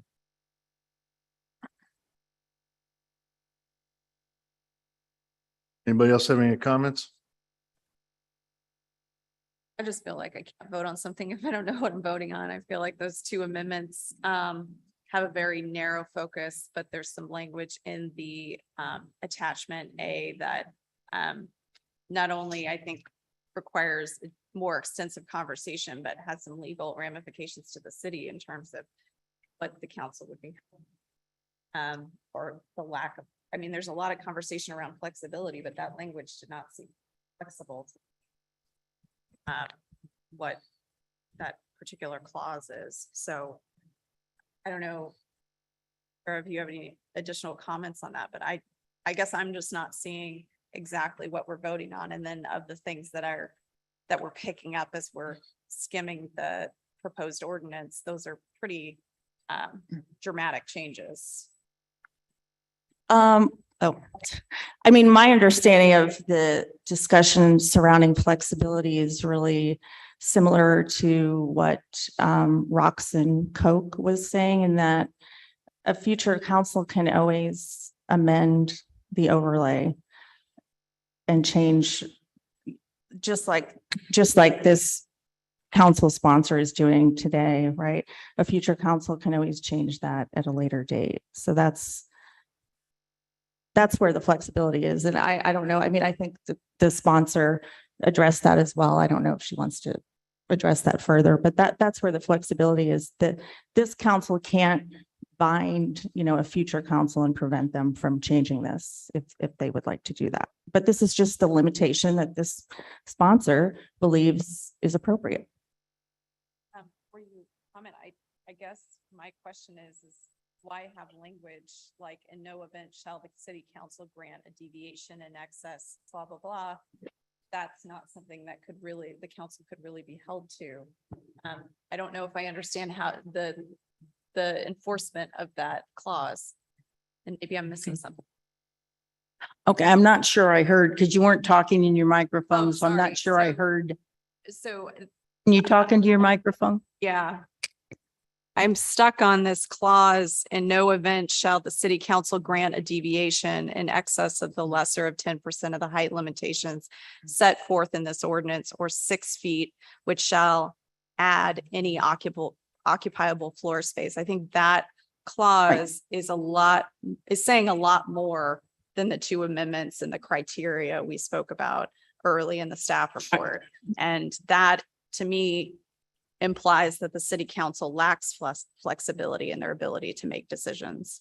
They don't lack flexibility, because this council, if this council adopts this, then at a later date, there's still, 8 or 9 months left in this term. This council could change that.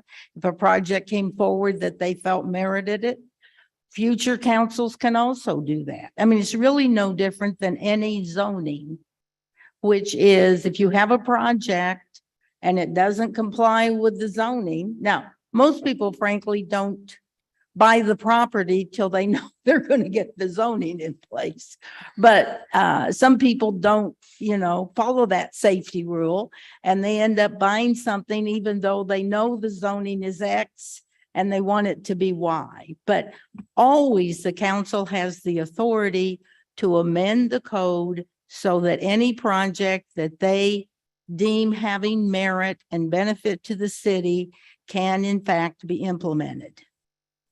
That would not be based on that specific project. That would be revisiting the entire code and amending it, correct? Am I understanding that? Yeah, it would be a text amendment, and a zoning amendment, but we do those all the time. We don't do them quickly, hopefully. Some we do fairly quickly because they're pretty obvious. But, many take a period of time. What you're dealing with here, and I guess from my perspective, I'm now in my 15th year, I guess starting into my 16th year in 2 different slots of having been on the council. And constantly over that, 30-year period, there have been issues surrounding development on the plaza. We started trying to address it. Before I was on the council, we had the Sailors Project, which was going to go up, 40 stories or something on the west end. So there's this constant tension because it is such a jewel of the city. There's a constant tension. People want to take advantage of that. They want to be there. Unfortunately, some developers do not respect what it is that makes them actually want to be in the plaza in the first place. And that's where zoning comes in. That's where the plaza plan comes in. That's where the overlay comes in. And that's where this text amendment comes in, setting up criteria. As was pointed out before, there are no overlays other than the plaza. Majority of them have heights. This is the only one that allows a deviation. So that the other text amendments allowed no deviation. And so again, does that mean nothing could be built over that height in one of the other overlays? No, but it means you have to go through a text amendment and a zoning amendment process to get that done. The flexibility is there. What we're dealing with here is where there is language saying there can be deviations, but then no criteria on what those deviations should be. So this ordinance tries to bring that into effect. However, I have the sense, particularly I'm a little concerned, I think it only applies to the third overlay, which is down 47th Street. But there seems to be some confusion on that at this point. I might suggest or request to the committee that we do hold this to your next meeting so that we have time to further investigate that. I certainly think that's the intent. If what I submitted to the law department and to planning doesn't do that, then maybe there is some minor tweaking that needs to be done on that. But I certainly don't want the criteria to be rejected because we have some ambiguity about where it applies.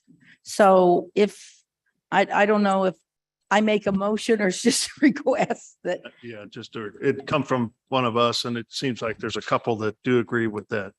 I would like to deny it. I think that, again, we have a process. The tallest building on the plaza is owned by Ken Block, and it was developed in the last 6-7 years. So there was a bull overlay. It broke the bull overlay, but because he had the right proposal, the right people, and it went through that process. We don't see a ton of buildings going up left and right that are ruining this bull overlay. And again, I think all this does is it makes it more difficult, and you have to have more relationships, whether it's with historic KC, whether it's with council members, to get something passed. And that, again, I believe is anti-competitive. There's a property at the end of 47th Street, a big open parcel right now that's ready to be developed.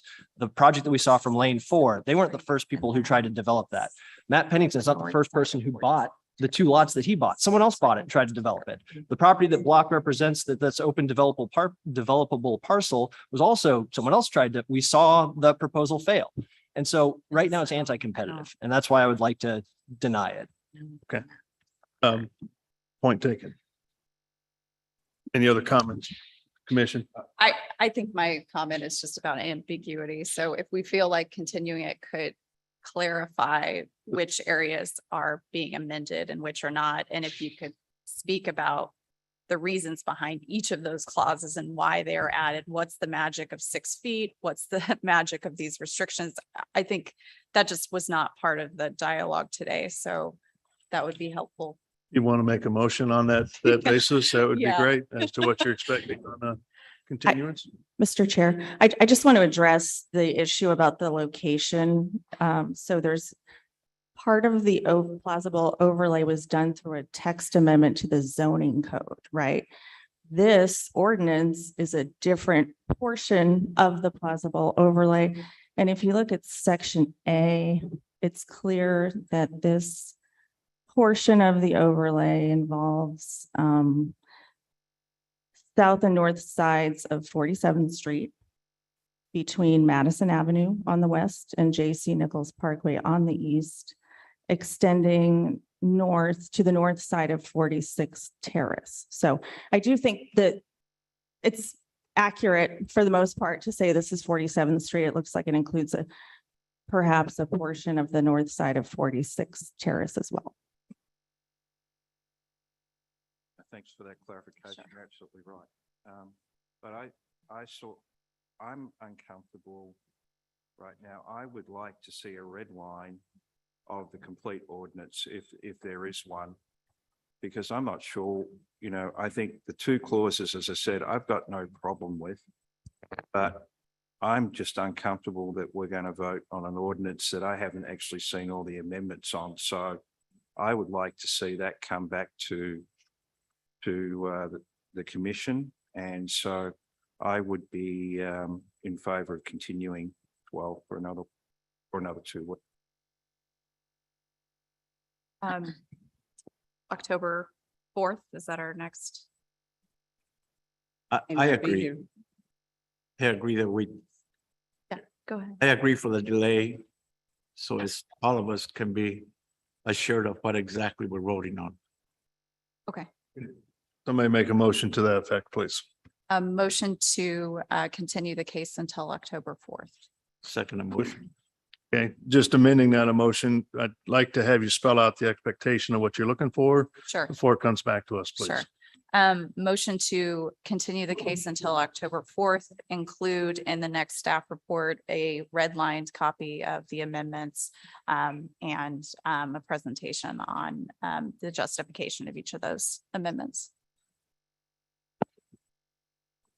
And also perhaps a map that clearly shows what the Correct. text amendment applies to. Yeah. Yep. Thank you.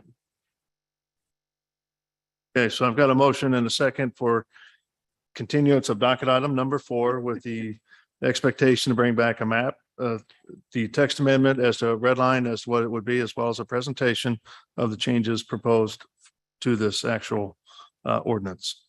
Can I ask a question before we second that? Yes, please. Is there an option to also give examples or better instructions of number 1, where it talks about necessary and detrimental to need? To me, that is unclear as to what you would be looking at if you're going to make those exceptions. That whole stretch of stuff in that number 1.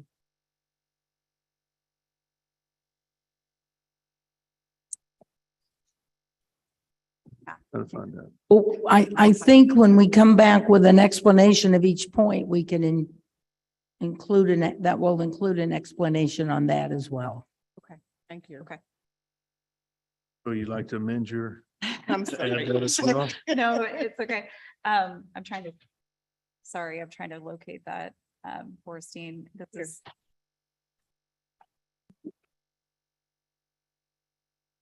Again, would you speak into the mic? Okay, sorry.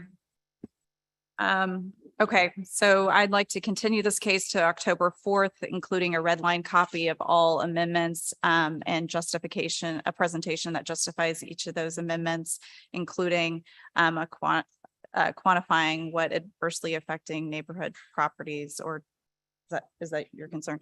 Adversely affecting any neighboring or nearby properties. No, number one, the highlighted ones. Oh, okay. I'm sorry. I'm sorry. I'm looking at. Want to start from the beginning? Oh my gosh. All right. I'd like to continue to October 4th, including a red line copy of all changes, including as well as a presentation of justifications for those changes, and attention to the definition of additional height necessary and demonstrated need or hardship due to life safety. Plus a map showing. Plus a map. Okay. Indicating the locations of the proposed changes. Okay, so I've got a motion and a second for continuance of docket item number 4 with the expectations stated. Lisa, can you take roll call on that motion, please? Yes. Commissioner Allender? Aye. Before, Beasley? sorry, let me jump in. Okay. We have to have this done by next Tuesday. It's not possible to, if we're expected, me and my staff are expected to do all this between now and next Tuesday, we won't be able to do it.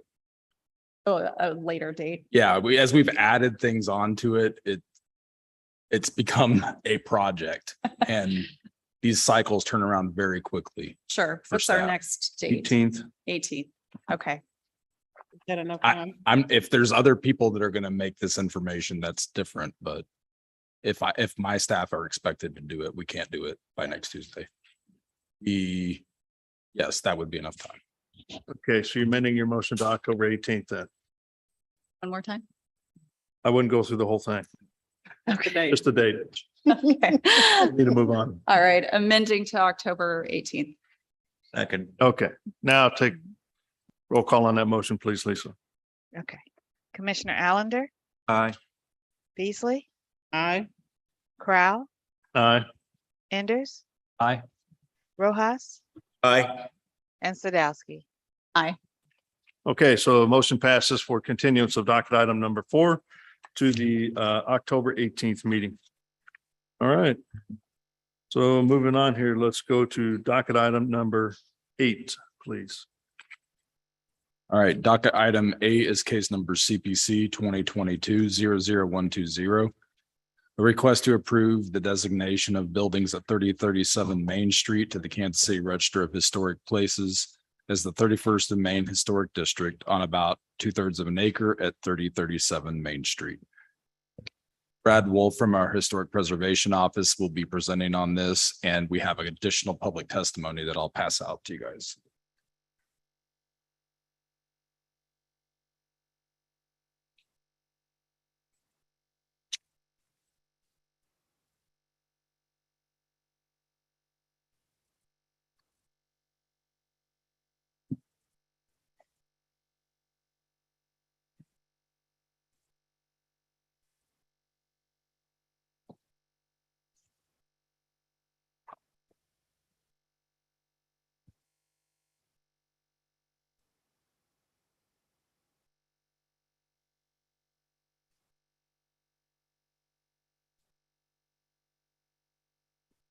Go ahead. Yep, thank you. Thank you. I said, my name is Brad Wolf. I'm with the City Planning Development and Historic Preservation. Before you, we have a historic district nomination for the 31st and Main Historic District, which is a historic district overlay under the current zoning and development code. Property is located at 31st and Main, located in the Midtown. It's basically at the southern end of the greater downtown area plan. You can see it located here. It's in the Union Hill neighborhood. The yellow outline shows the boundary of the proposed designation.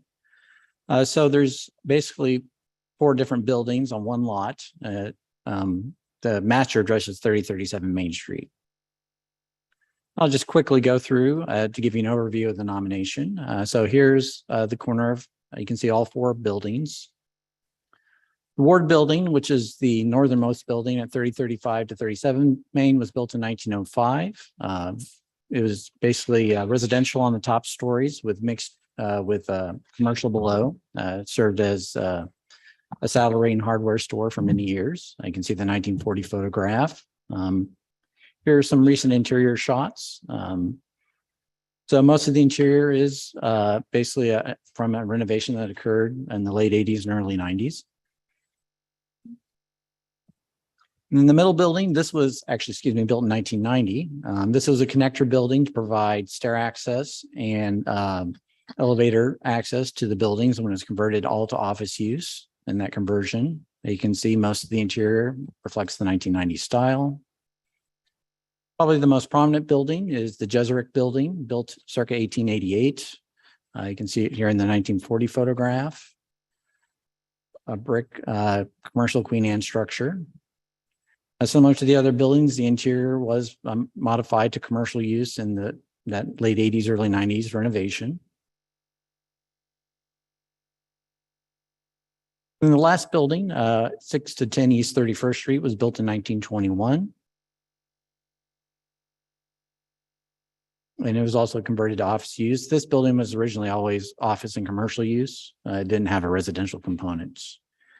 Just to give you an overview, this is in 1887. Basically, 31st Street was known as Springfield Avenue, was the southern boundary of the city when this was developed. And Main Street was actually known as Grand Avenue. Jesuric Building, the first built, was touted to be along the Grand Avenue Railway. So the streetcar basically extended south and then east-west along Springfield Avenue, which led to the development of the Union Hill neighborhood, the Warwick Subdivision in particular, which was on the west end of the neighborhood. You can see this is the 1909 map.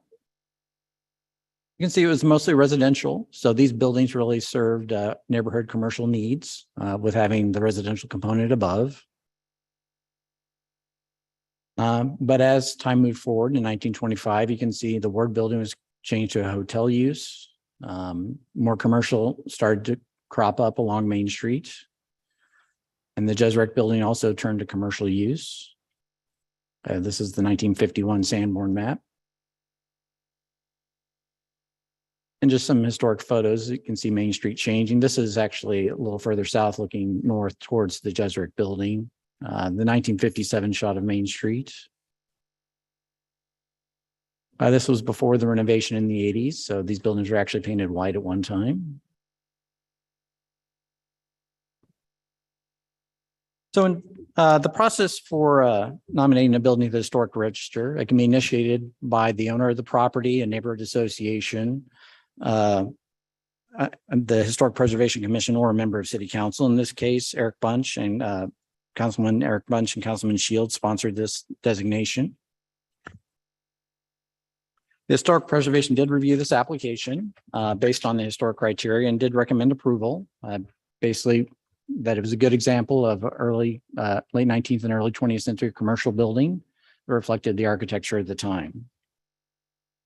Also, under criterion consideration and nomination, basically, in particular with this body, is it conforms with the city's adopted plans and planning policies.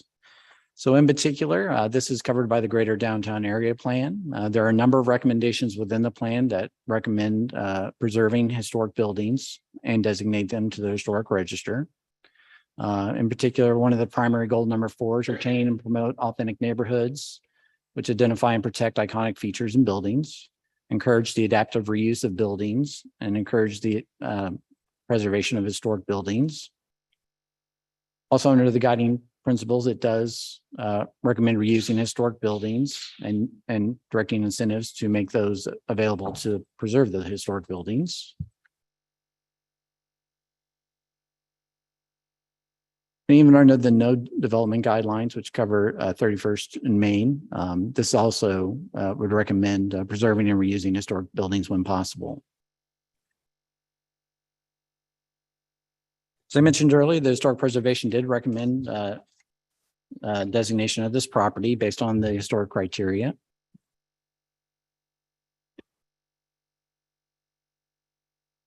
The only other criteria listed in the ordinance is to consider of economic considerations. Generally, staff felt that the designation would not adversely affect the economics of the building or the area.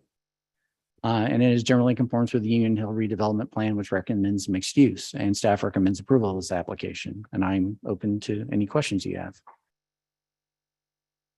Any questions from the commission regarding docket item number 8. I have a couple. I'm pretty ignorant on this area. Can you outline the overlapping parts and the differences between a historic overlay district and then being on the national register? So those are two different designations. The National Register is run from the National Park Service through the State Historic Preservation Office, and that's an honorary designation. So there's no regulation at the city level related to a National Register. So any just general zoning and development code would apply in those cases. The historic overlay under our code basically requires design review. That's reviewed by the Historic Preservation Commission. So any exterior alterations to the property must meet the historic guidelines and be approved by the Historic Preservation Commission. So it's the more regulatory part. Gotcha. And then this property owner was not the one bringing it forth, right? Yes, Councilwoman Shields and Bunch sponsored this application. And is the property owner supportive? No, they do not support the designation. Is there a, how should we think about property value? Because I would think that in some instances, a historic overlay district or designation could add value. In some instances, I imagine an owner could view it as detrimental because it limits what they can do. How are we, maybe this is a question for staff, how are we to parse the property owner's interests versus that of the city in preserving a historic building such as this? I think that's one of the large debates. It's kind of the question of what's the highest and best use of the property versus preserving something of historic character. I think that's ultimately a policy decision. There are a number of incentives, and we did add some certain parts into our criteria for awarding incentives and in the development code to make it easier to redevelop buildings. So there are incentives similar to the Katz building that's being redeveloped now, that's locally listed. So there are ways to balance the two out. Maybe it's, pushing it back and adding a large addition on the back, which we did with Katz, which would allow for the preservation of the existing building and the reuse. So it might just be a non-standard development, but there might be ways to address that to balance the two priorities out. Then one last question. How long has the current property owner owned the property? Actually, I'm not sure. It's been a few years, but I don't know the exact date. Okay, thank you. Any other questions from the commission? I have only one. To your knowledge, are these buildings in danger of demolition or? Yes, there was a pre-demolition applied. So I think the owner was, since they are currently vacant, to demolish them to prevent entry by vagrants, et cetera. A question I have, are there other buildings along the Main Street corridor with the streetcar coming in? Are there other buildings that should be considered for the same overlay? I think there were a number identified as kind of character defining buildings. Part of it was in the Westport plan. So I think, from the preservation perspective, it would be encouraged to do that designation to ensure their preservation. To me, it'd be nice to have that in prior to, like you said, an application Yes. was sent in for demolition. And it would So give if there's any a way new to- property owners that, no, that's a requirement coming forward. Yes. Oh, I have a curious question. There are two other buildings just north of this corner. I believe it's a parking lot in between. Are those buildings not considered to be included? So it would be a whole block and not just a corner area that's designated? So this was there defined in the application. You're right, there are additional, let me go back a little bit.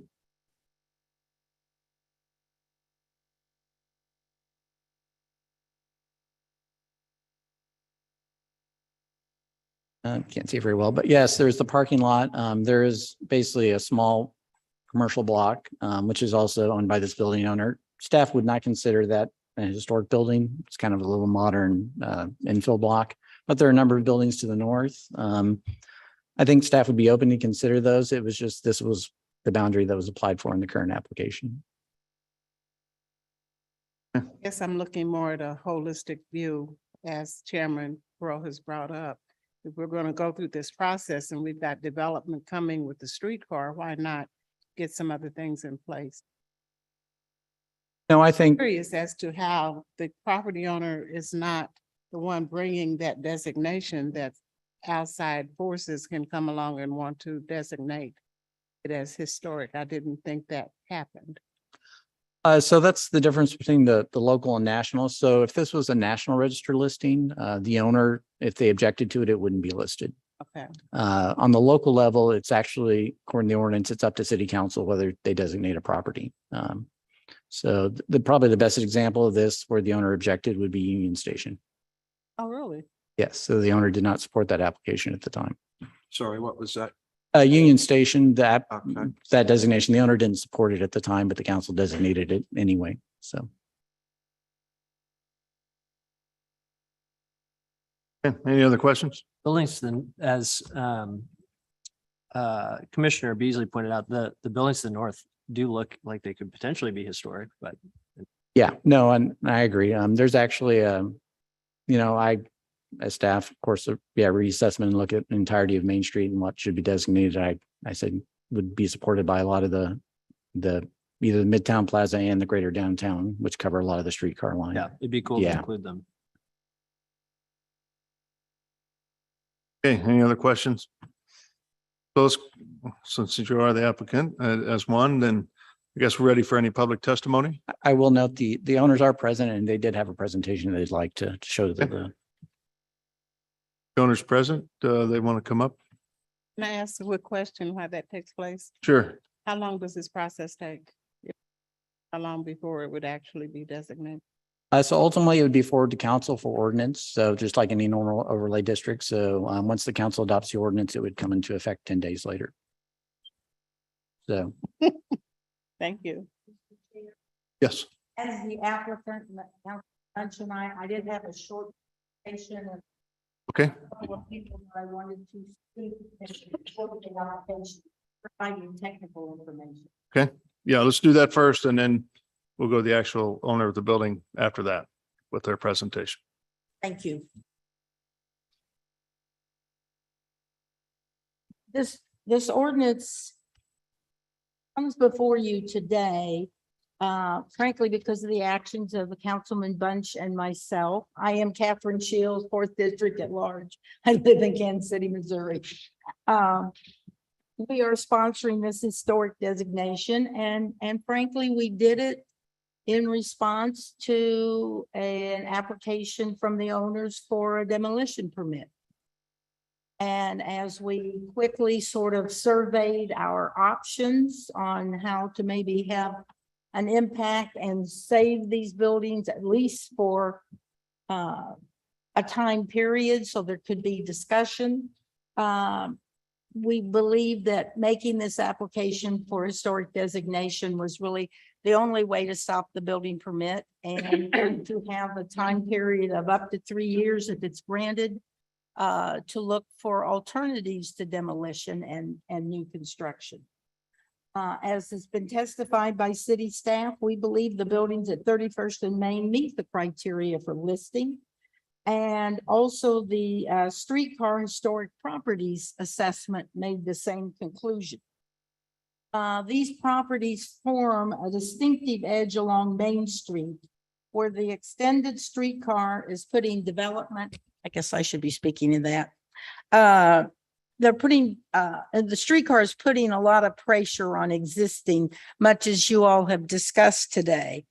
And it's especially a problem adjacent to historic neighborhoods. In this case, Union Hill, particularly, that's low in scale and height and has limited parking. The developer who has purchased these properties has a clear record of destroying historic properties and then sitting on the vacant sites. And when he came forward with this application for a demolition permit, he indicated that he had no plan in place as to what he would do with the property. I don't know if you all remember the Nels Peters property, the apartments on the plaza that this developer purchased. We had a discussion trying to find maybe somebody else who would buy it and redo it. He tore them down and the vacant lots are still sitting there. Now they're nicely maintained with green grass, but the buildings are gone. We believe these buildings should be saved and can be incorporated into a new infill project that respects the size and scale of the Union Hill neighborhood and yet still generates a good rate of return for a developer.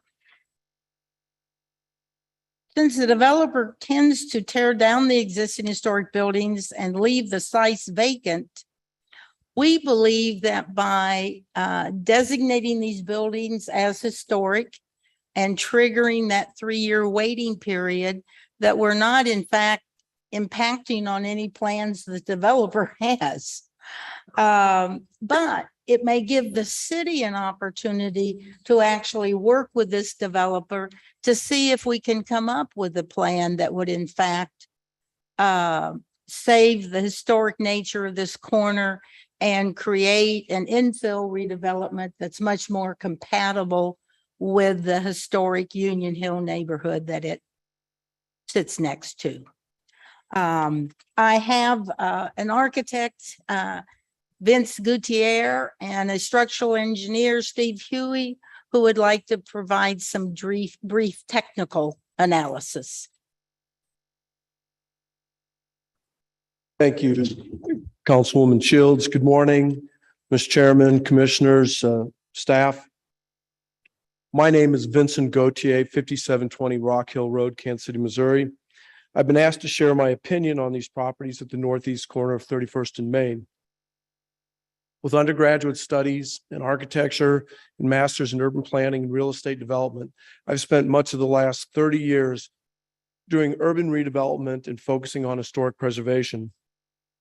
I have served as a staff architect for the State Historic Preservation Office in Illinois, done HABS drawings for the National Park Service, and have done nearly a dozen buildings with historic tax credits.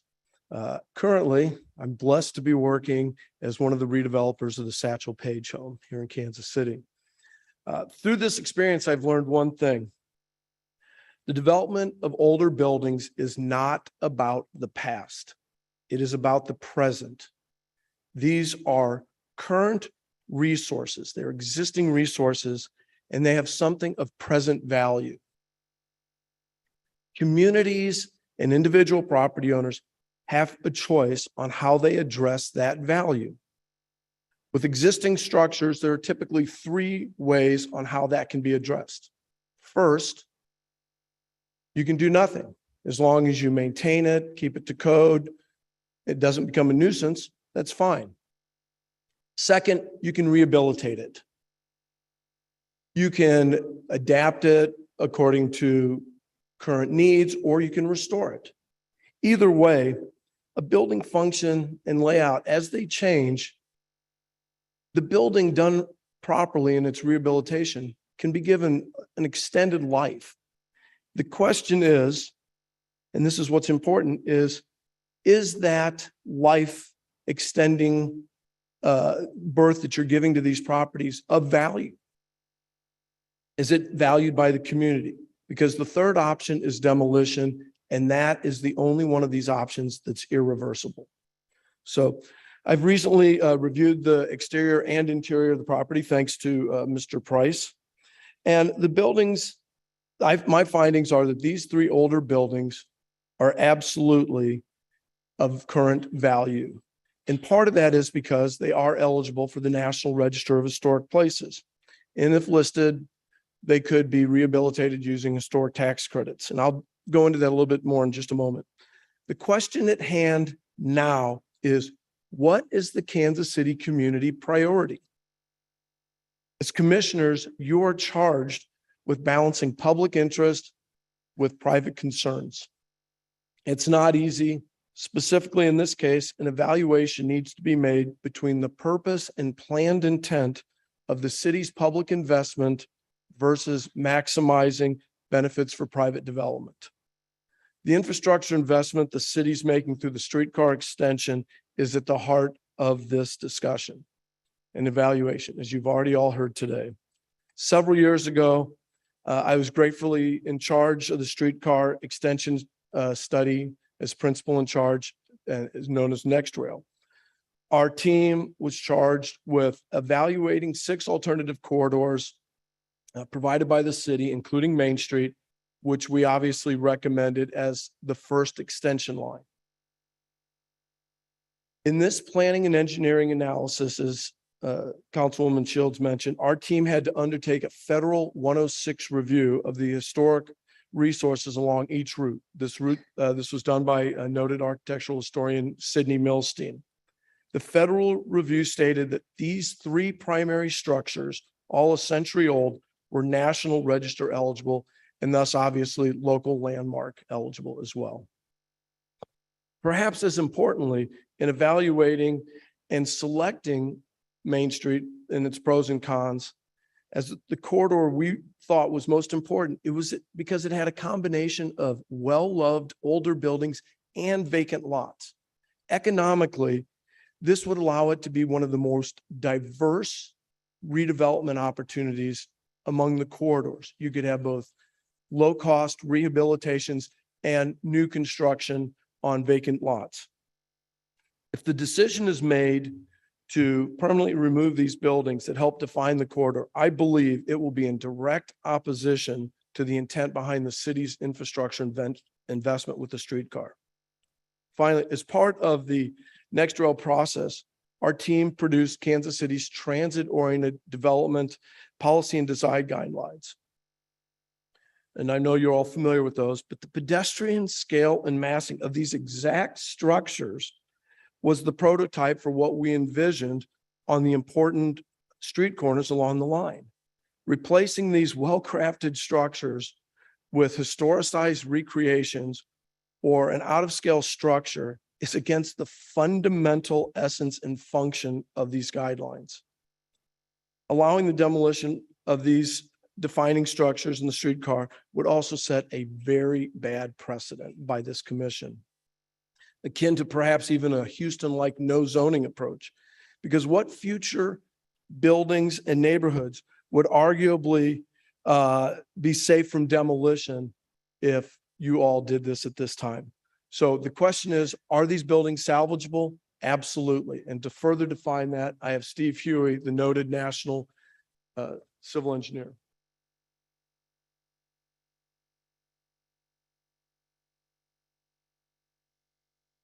Hello, my name is Steve Huey. I reside at 5701 Robin Hood Lane, Kansas City, Missouri. I'm a senior structural engineering principal with Wallace Design Collective in Kansas City.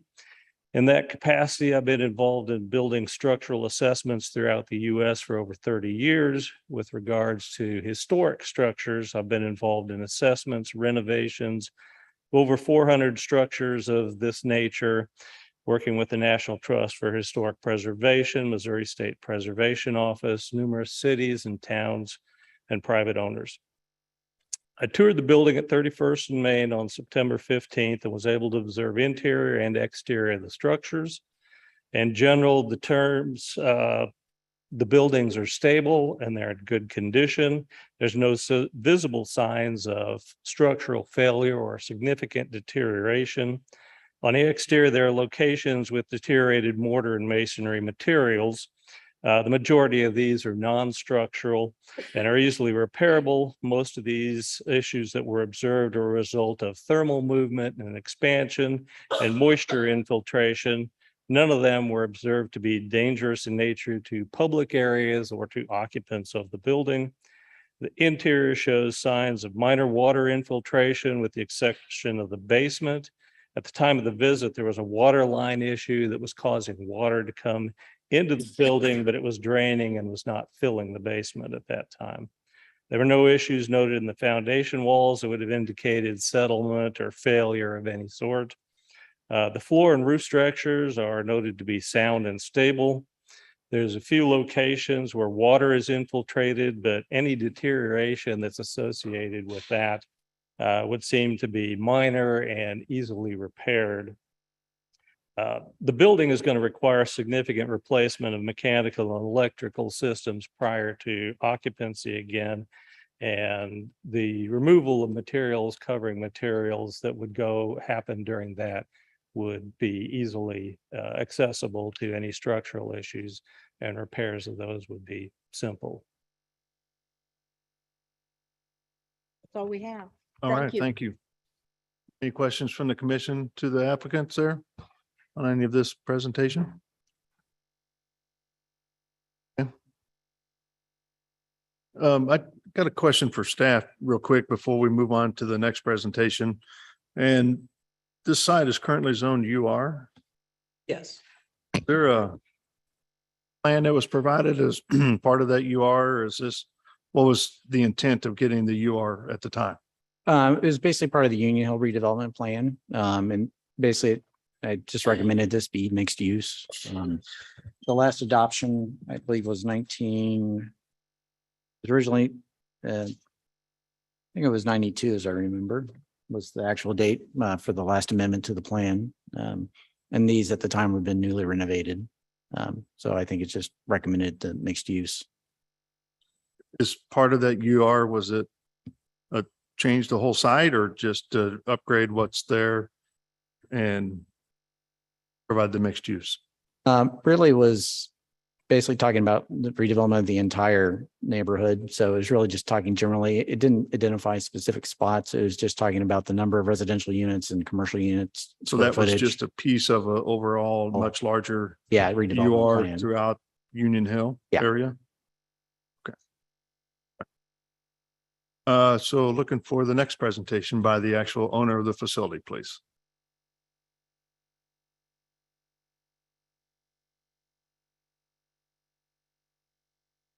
Yeah, come on up and sit down here if you like.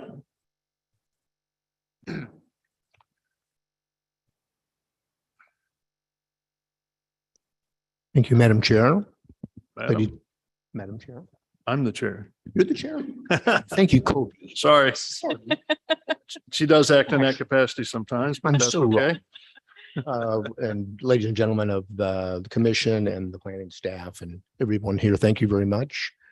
My name is Doug Price, 4310 Madison Avenue, Kansas City, Missouri. I'm a lifelong Kansas City resident. I do represent the owner, 31 Main LLC. As I mentioned, I'm a lifelong resident, born at 6400 Rock Hill Road, which is now the Stowers Institute.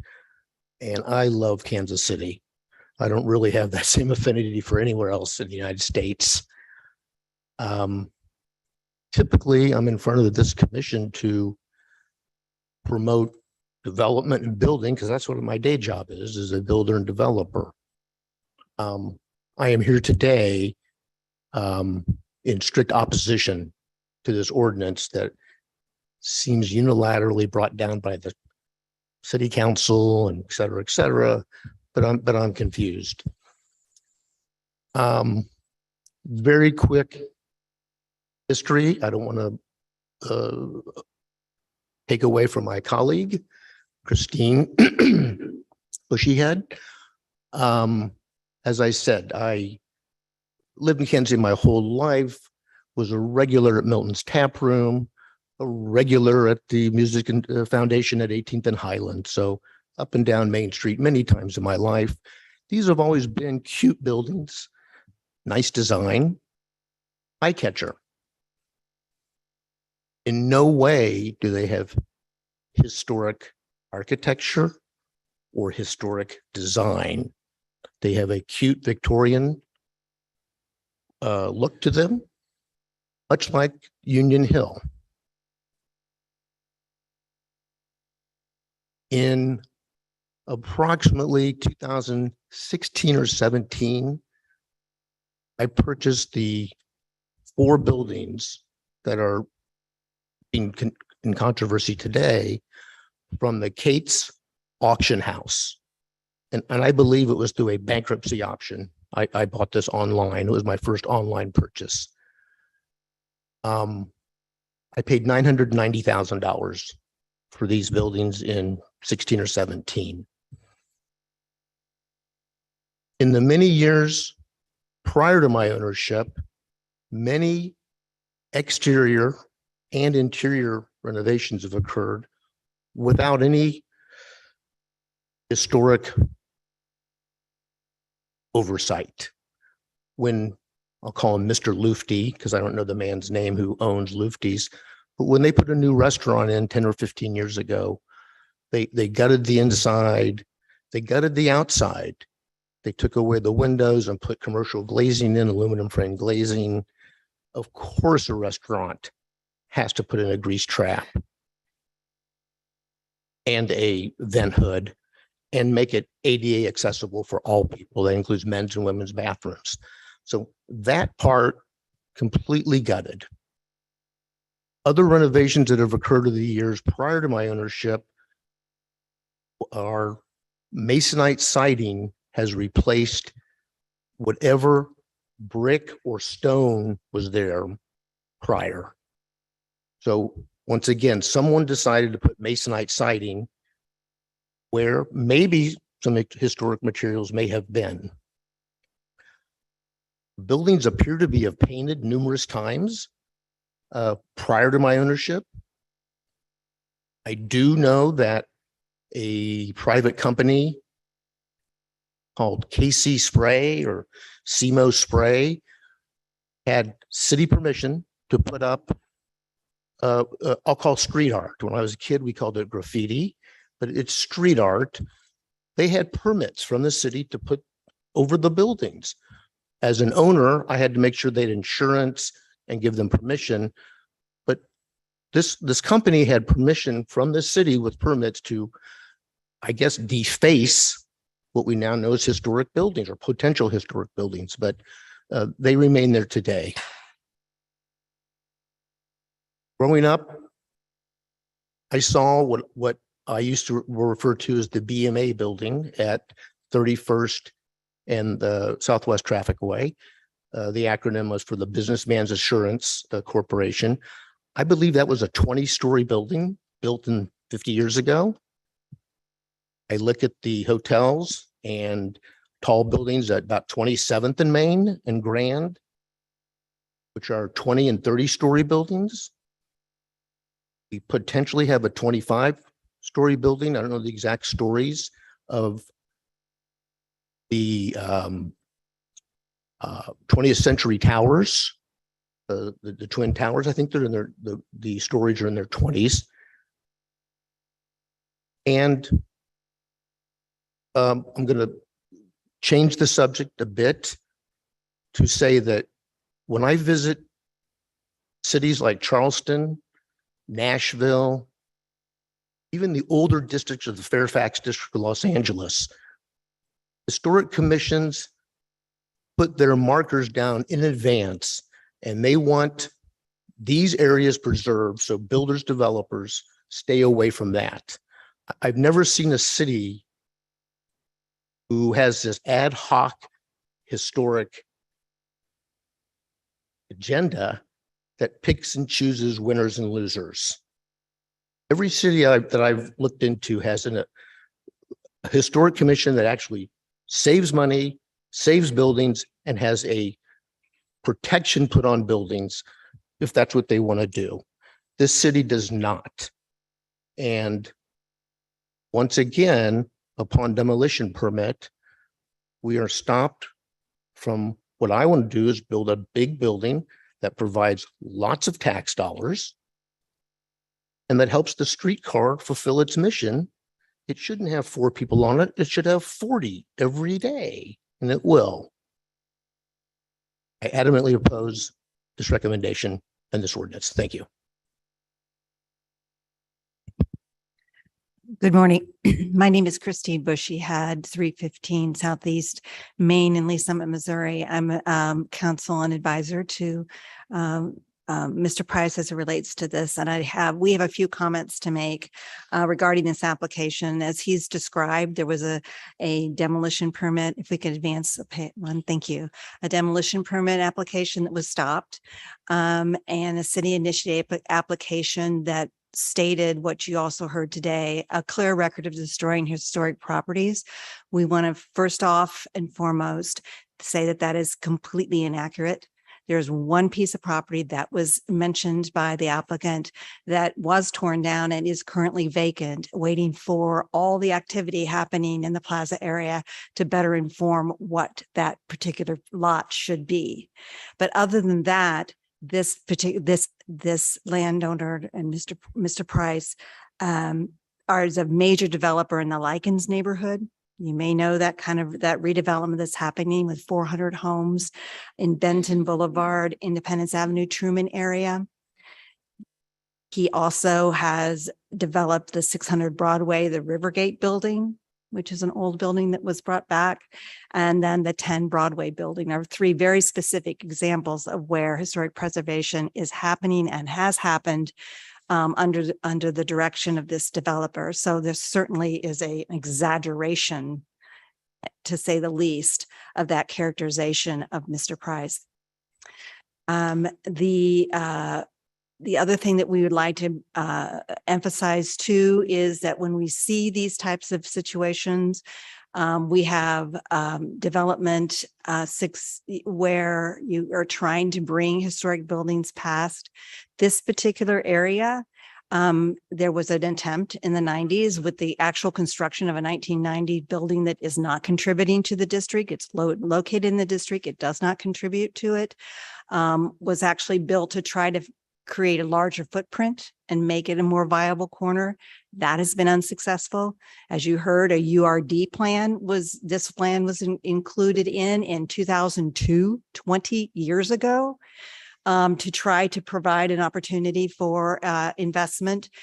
Did not happen, has not happened. And then finally you have the bankruptcy from which, or foreclosure from which this building was acquired.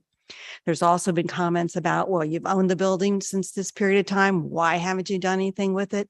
Please remember that 2.5 years of the last 5 years, we've been in COVID. The other thing to remember too is that comments have been made that this is a public versus private interest conversation, but actually it's a bigger policy conversation than that. It's public interest versus public interest, because there are going to be, and we may be the first, but we're not going to be the last, of a confluence of conversation about what do we do with our new Imagine Downtown KC 2030 strategic plan, our ideas about inclusivity, our ideas about having east-west connectors to bring this community together, and density to be able to build on what we have so far. So those to us are the conversation, and those are the things that are informing this particular site. Next slide, please. So this is just, we can go past this one because I don't want to, you've talked about that. So the designation in your staff report from your staff planner, Ms. Chambly, there is the note that criterion C is the criterion by which this recommendation is coming to you. There are 4 criteria by which a piece of property might be subject to this designation. Only one has been identified in your staff report from planning. To us, we'd like to say that maybe it's more about design significance, about visually interesting corner, about a turret that has changed in color and form over the since its construction, and not necessarily about anything that's architecturally significant. There isn't an architect who has been identified as being of any esteem that developed these buildings. So we're really struggling with what that means. And in the meantime, we're being challenged to preserve when this entire neighborhood was a URD. Redevelopment has been fostered there. Redevelopment that is not in keeping with historical homes in places like Charleston or Savannah or St. Louis. I mean, we have beautiful homes in the Union Hill area, but whether they have retained that architectural integrity when they have exterior renovations such as decks, screened-in porches, exterior stairs, wood siding and paint, which is not necessarily historical. So there are ways in which development needs to happen. Redevelopment is important, but redevelopment doesn't necessarily mean a historic designation, and certainly not the restrictions to that historic designation, and certainly not the historic designation against the will or the desire of the property owner. And as far as in the past, there's only been one instance in the city that's occurred, and that was Union Station. I don't think this 31st and Main property is to the level of Union Station. Next slide, please. So this is what it looks like today. Some of those Google Earth pictures are more complimentary. But this is kind of where we are today. You can see the streetcar construction going on.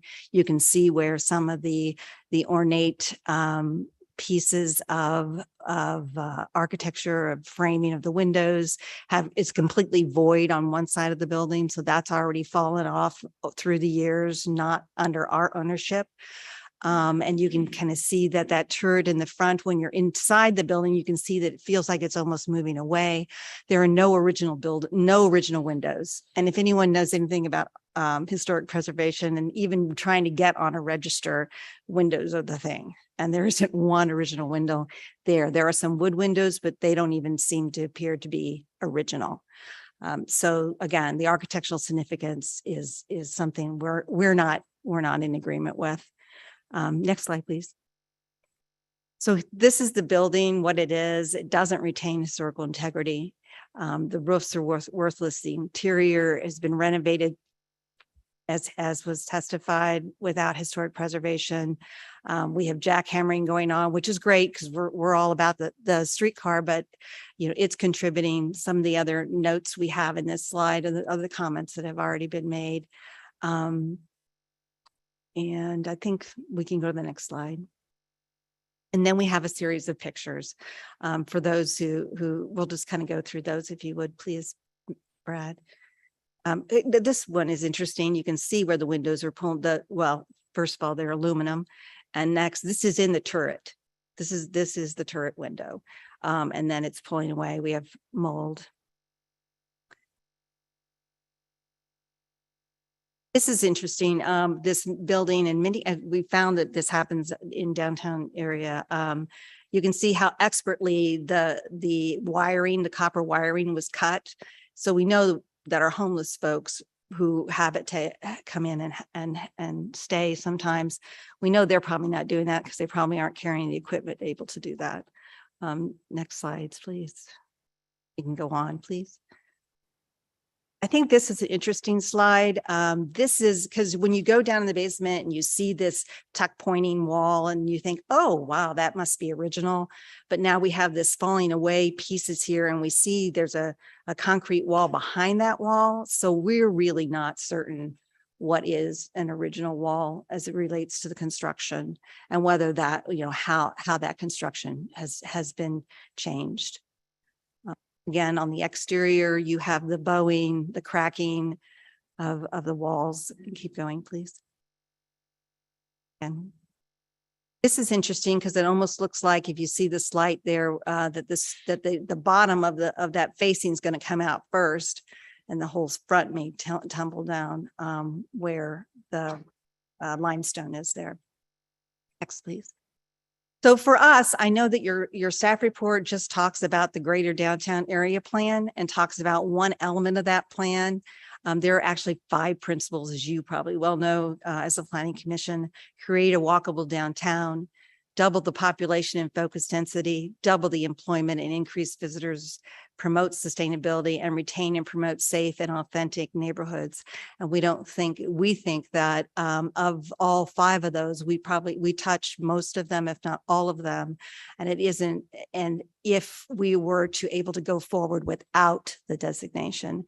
And one of the criteria you have before you is 1, to agree with the determination as it relates to criterion C for designation. 2, is designation in conformance with the plans of this community? And we say it is not.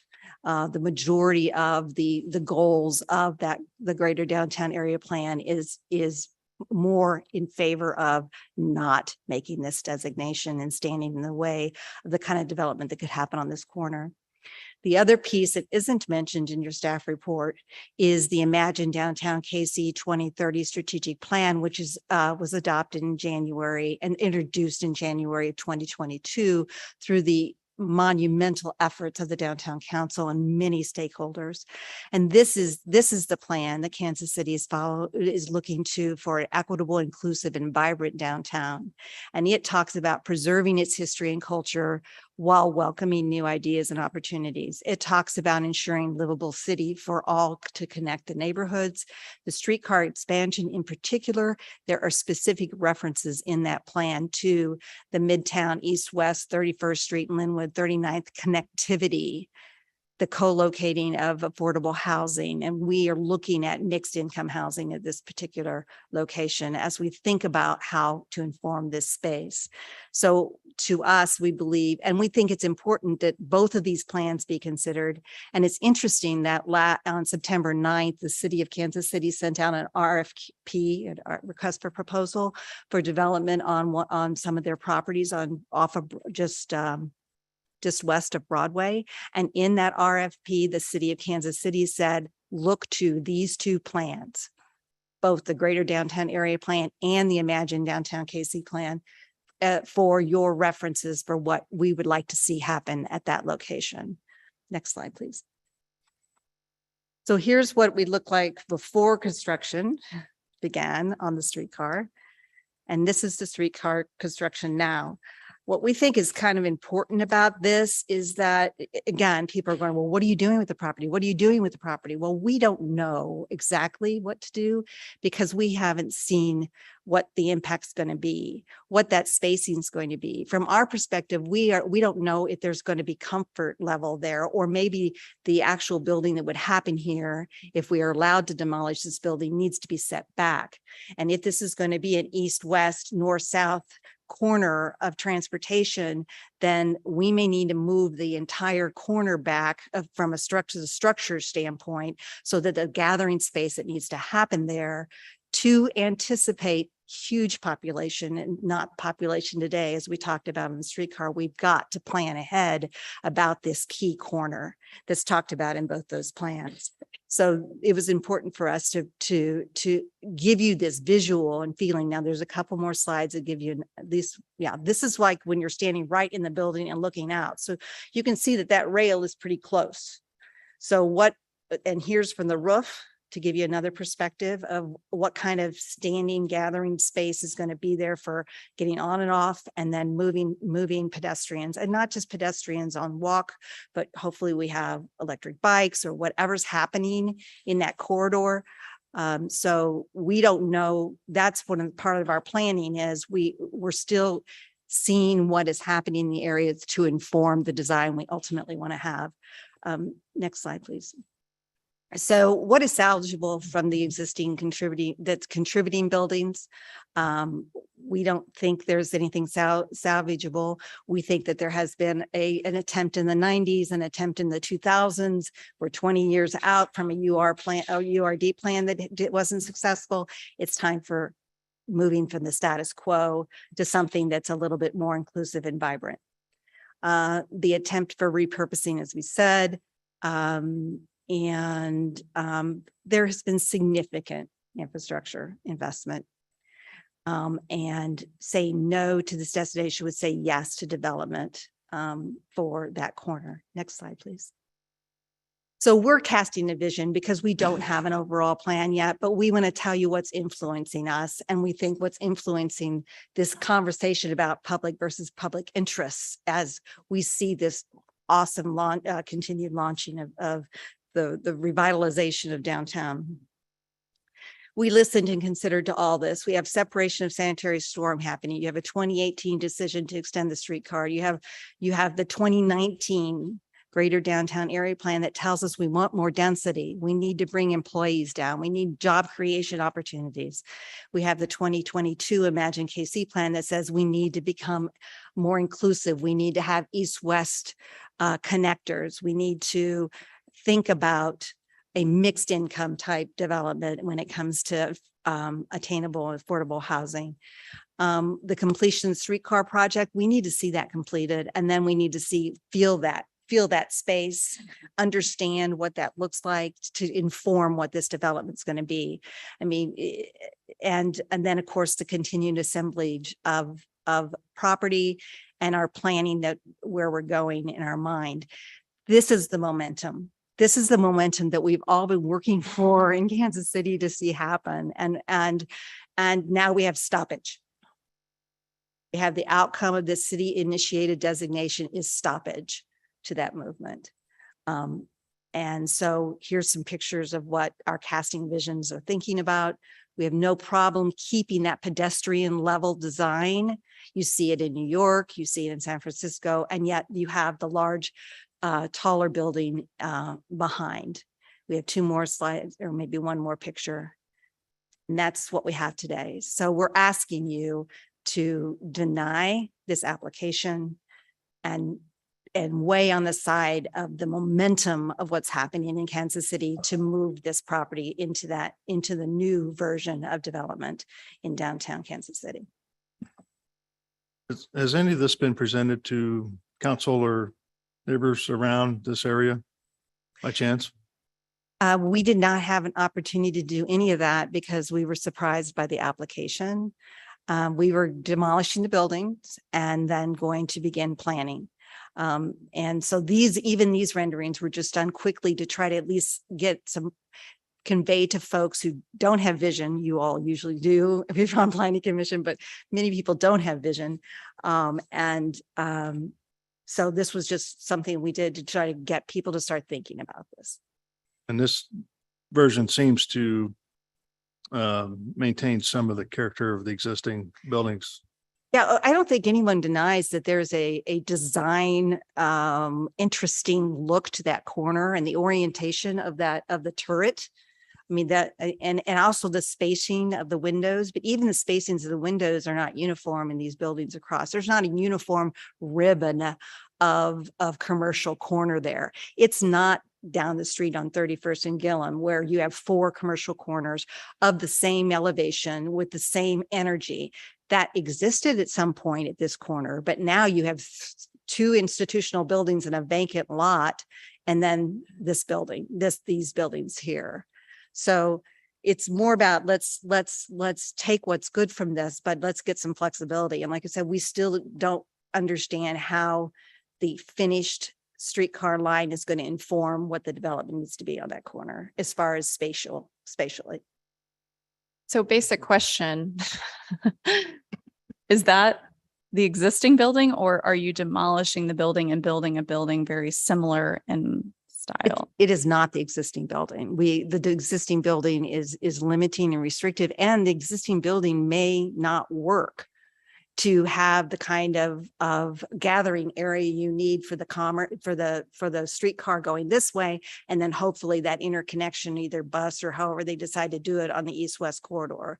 So we're thinking that the actual whole space may need to move back from a structure standpoint. It's a facsimile. It's new. Okay, thank you. Any other questions from the commission?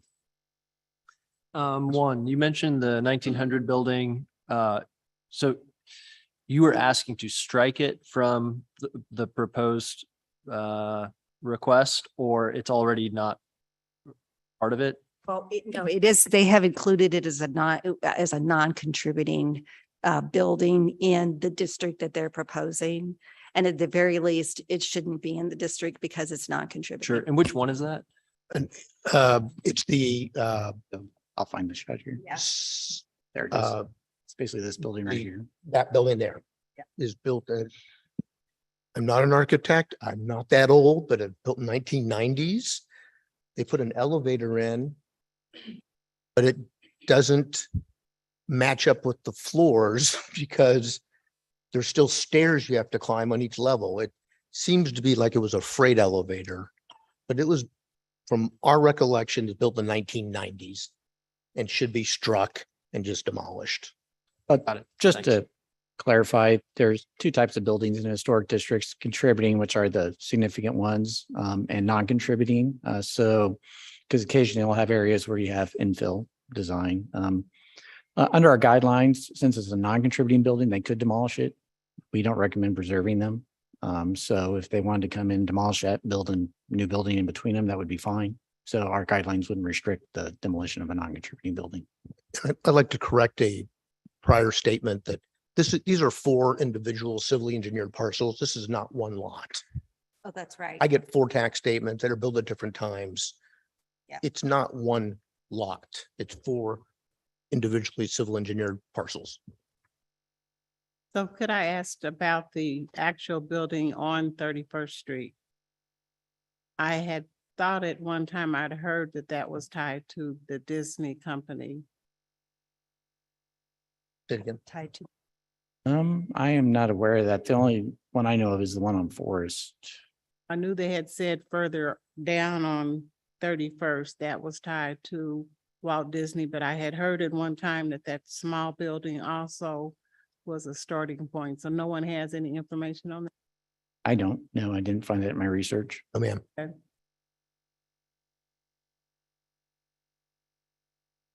So it looks like just on parcel viewer, you have this building site, the parking lot, and then a building to the east off of Walnut. Is that correct? I'm just trying to understand what Yes, parcels you've assembled so far in this vicinity. yes, that is correct. The building on 3030 Walnut was acquired.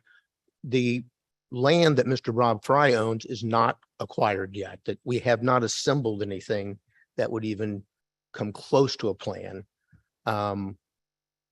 We have Union Hill Hospital is moving in a year or two. They're relocating. We do own that building. And the streetcar mostly has positive consequences for retailers. But in the case of Ambrosia, you can't take knives on the streetcar, or you can't put dogs on the streetcar either. I mean, so these are unintended consequences of the streetcar. The veterinarian place will be moving. You can't put dogs or animals on the streetcar. Got it. Can't bring knives or guns either. So sometimes there's unintended consequences from modernization. And have you talked to the streetcar authority about, because this has all been planned, what's under construction? Have you talked to them about what the pedestrian activity is planned for that location and how they serve the stops? The answer is no. We just kind of got finished with domestic water and sanitary and storm departments, how they're merging and they're separating. And that's also influencing the site of what can be built or not built. So there's just a lot of catch up. I don't mean that in the Heinz sense. I mean, they're catching up from separating storm, sanitary, and domestic water. All that's being redone or in process. I guess I would ask, there's a lot of unanswered questions and many of them are valid, but what is your hurry on demolishing this building until you have those questions answered? What makes you so sure that this building is not part of the solution? Couldn't have programmed that question better. Thank you. I think people in this room know the history of the Trinity Lutheran Hospital, which got kind of developed into a park reserve, which went through a significant bankruptcy. When COVID hit, actually before COVID, the houseless were living in that garage. When finally the bank settled their disputes with everybody, and a great developer, North Point Development, acquired it and is going to develop 358 apartments. They did start policing that, and the houseless came to our building and just started living there by the dozens. But they had been living in the vacant garage at, I call Trinity Lutheran Hospital. Maybe you're too young. I guess I'm confused. There's security measures that could mitigate that. I'm confused as to why the entire building needs to come down because of a movement of a temporary movement of homeless population. Well, we boarded up, we put steel plates on it, we put a fence, they climbed the roof. I don't know how to protect it. And police are busy doing really important things.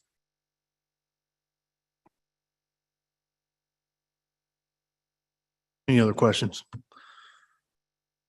Okay, so at this time, let's go ahead and open it up for any public testimony. If there's people out there that would like to speak regarding docket item number 8, please step forward. We will call upon those that are in the chambers first, followed by those that are online. So if you're online, please go ahead and raise your hand now so Joe can kind of iron that out as to order. And then we'll call upon you after we're done here in the chamber. So thank you. First, go ahead. Hi, yes. My name is Alex East. I live at 3023 McGee Street, and I'm here representing the Union Hill Neighborhood Association Board. Over 25 years ago, Union Hill was declared an urban renewal area in a brave attempt to arrest the decline of this historic neighborhood. One of the first TIFs was formed to fund the restoration, and the historic neighborhood sitting at the southernmost edge of downtown Kansas City got a new opportunity to shine. At that time, the area had steeply declined from its original condition and was in decrepit state. Crime, drugs, and prostitution were common, and the streets were not safe to walk at night. The urban renewal effort involved painstakingly restoring the historic homes that remained, and for the houses that could not be saved, the infill homes were designed to be in keeping with the Victorian feel of the restored residences. An architectural review board was formed to evaluate both residential and commercial development to ensure in-kind designs. The Union Hill success story is an important one to remember and a legacy we choose to continue. Today, we take great care to invest in our homes to maintain the historic feel of our neighborhood. The corner of 31st and Main is the gateway to our neighborhood. It is vitally important that it retains the authentic historic character that is left to preserve. The new streetcar stop will be called Union Hill. This will be our stop and is connected to our identity as a neighborhood. We envision this stop will offer a glimpse into Kansas City's past. These buildings stood when the first streetcar ran along Main Street. What other buildings along this route have this historic significance? We need help to protect what is most vulnerable. We voted to support and pay extra taxes to fund the streetcar with the complete expectation that it will make our neighborhood better. And by paying extra taxes for the streetcar, we expect to have our voice heard regarding development at the gateway of our neighborhood and have a seat at the table. Despite repeated outreach attempts from our neighborhood association, the owner failed to respond and the developer made no attempts to contact the neighborhood association to discuss the future of the corner. We were frustrated and disappointed at the lack of outreach. Very recently, in the only contact to date, individuals who submitted letters of support for the designation were individually contacted by the owner's lawyer. They were invited to schedule a tour of the interior of the buildings. There has been no communication directly with the Union Hill Neighborhood Board until our board president approached the developer herself at the site tour to personally invite him to a neighborhood meeting. This lack of initial response and the invitation to tour the buildings that the current owner has failed to maintain has led to a severe and deep lack of trust. We believe that the invitation to tour the buildings was an attempt to change our thinking regarding the worthiness of the buildings for historic designation.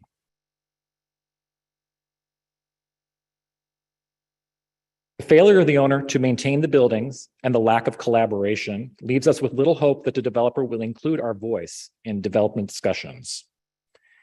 The Union Hill Neighborhood Association would like to be able to support the positive continued development of our neighborhood, but we need to believe that plans are desirable to current residents, credible, and realistically achievable. We would also like to hope that any developer would respect the existing planning at both the city and neighborhood levels. In considering this application, we hope that you would ask yourselves whether this developer's approach thus far meets those criterion. Given what we know, we believe historic designation is the only path to preserving these buildings at 31st and Main Street. Thank you for taking the time. Thank you. Good morning, Mr. Chairman, members of the commission. My name is Vicki Notice. I live at 14 East 55th Terrace in Kansas City, Missouri. I'm an architect and urban planner and a former member of the City Plan Commission and a former director of city planning and development in Kansas City. We are here, I'm currently president of Historic Kansas City. Since its founding in 1974, HKC has been the only not-for-profit organization dedicated to the preservation of our area's heritage, which includes historic architecture, neighborhoods, districts, and public spaces. We are here today to support the designation of these buildings to the local register. for three key reasons. First, the designation of these properties, which has already been approved by the Preservation Commission, so the historic aspect of it is not in question, complies with and helps to implement the city's adopted policy plans, all of which call for the retention of historic buildings and the promotion of safe, authentic neighborhoods along the streetcar line. The Greater Downtown Area Plan, which is the plan of record that you all use because it contains the land use recommendations, states even as new density is created and encouraged, existing buildings should be preserved and reused. Should recognize and support downtown infill development and the reuse of historic buildings as a sustainable approach to development, and promote high quality compatible development that acknowledges the existing urban fabric and context. Almost all the historic buildings along Main are already gone. And many of us have worked on the plans around the streetcar and or light rail plans for over 35 years, which is how long it took us to get this far for that. And the city didn't choose Main Street on a whim. It was based on a lot of key reasons that took into account population, trying to get ridership up, improving density, what's already there, et cetera. But the context of the area is what's most important now. That your job, and with our help, I hope, is to understand and respect the existing context of the area that attracted the streetcar in the first place, and the economic development factors that must be considered when we approve development. 31st and Main's a transition between downtown and Midtown. And all these plans recognize the fact that high-rise buildings were more appropriate downtown. Many of the ones that have helped revitalize downtown have been done with historic tax credits and have renovated existing buildings. But as you move south from 31st Street, you start moving into the area where there are historic neighborhoods, which Alex has already discussed, especially Union Hill, which is the first one you would come to. So in the interest of scale and context, all of these plans have called for the fact that this should be a smaller scale corner that's still mixed use, still can be transit-oriented development, but the Main Street overlay and the downtown plan all call for five-story height limits so that you start stepping up to downtown as you move to the north.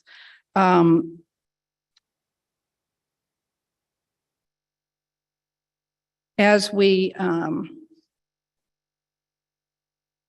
part of that is so that the neighborhoods that have worked for years to reestablish themselves as contributing parts of the city and have taken great pains to rehabilitate themselves to make them attractive to property owners and taxpayers, should not be adversely affected by the streetcar after they're the ones, and especially the small businesses along Main that have stuck it out through thick and thin, waiting for this opportunity that's really going to be a boon to them.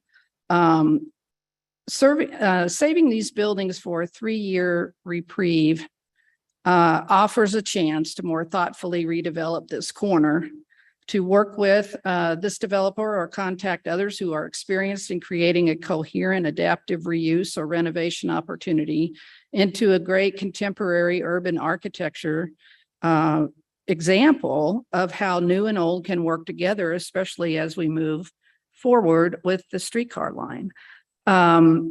It is unusual for the city to ask for the designation proactively on something like this, but this is an unusual circumstance.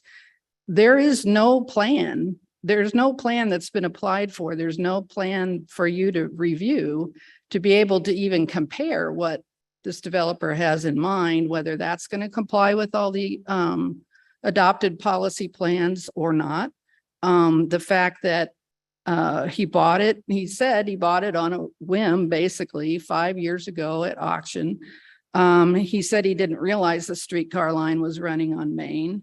Before they showed you the sketch a while ago, the sketch at the Preservation Commission was 5 or 6 stories with the same thing behind the facades of the existing facilities. So almost as an emergency intervention, the neighborhood and the city is requesting that if we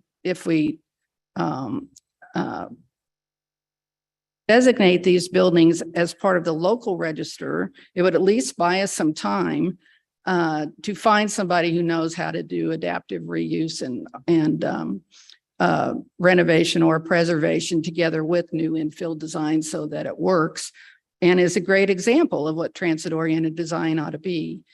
The plans also recognize that across the street, and there's an approved project across the street that's significantly more dense. And I think the height limit there is 15 stories. The reason for that is they don't sit next to a neighborhood. It's on the old Trinity Lutheran Hospital site. Makes more sense for that to be where the density goes. And part of the city's decision on looking at the public good on these things is trying to make sure that we're strategic about where and how we get the right thing in the right place. The streetcar line is going to command a lot of attention. All the way up and down, it already has. It's under a lot of pressure, as Councilwoman Shields mentioned, but to tear down these buildings that already are eligible and qualify on the National Register for a 30-story apartment building, which the first we've ever seen of that was the other day when some of us took the tour of the buildings that Mr. Price offered. This makes no sense. When you work with the information you have, I think we have to deal with the fact that there's not a lot of other alternatives to be able to save not just these buildings, but this particular corner, which is crucial on the streetcar line. Once these buildings are gone, they're gone. It's permanent. What the designation would do and a recommended approval from you would help the council make a decision whether it's worth it to try and buy some time for the city, for us, for anybody else who's willing to help, to try and come up with a better plan for this particular corner, which is really important. So we urge your support of the designation in this particular circumstance. Thank you. All right, thank you. Anybody else?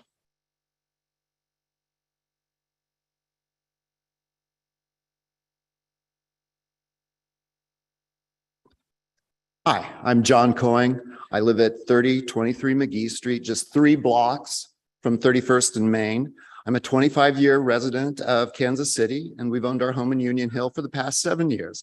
I really love the storied past of our neighborhood. You know, there's homes 120 years old. There's the historic Union Cemetery.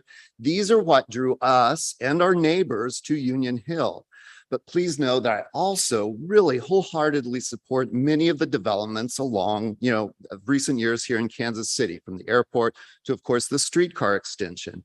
And so I do support development and progress. And that's just the sort of thing mentioned in the city's Imagine Downtown KC 2030 plan to, quote, preserve the history and culture of downtown while welcoming new ideas and opportunities, unquote. But replacing those buildings at 31st and Main with the haphazardly iffy proposals that we've seen so far, involving facsimiles out of an amusement park, it just flies in the face of history and culture of our neighborhood and the history and the culture of what will be, with the streetcar extension, a main gateway to downtown, as well, of course, Union Hill. And these unique buildings, the oldest ones along the route, once they're torn down, as has been mentioned over and again, they can't ever be recreated.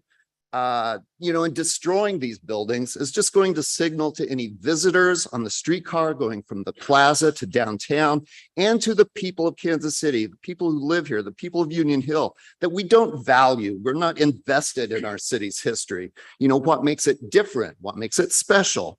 Well, we're invested. We're invested in our homes, and buying our homes was not solely an act of speculation.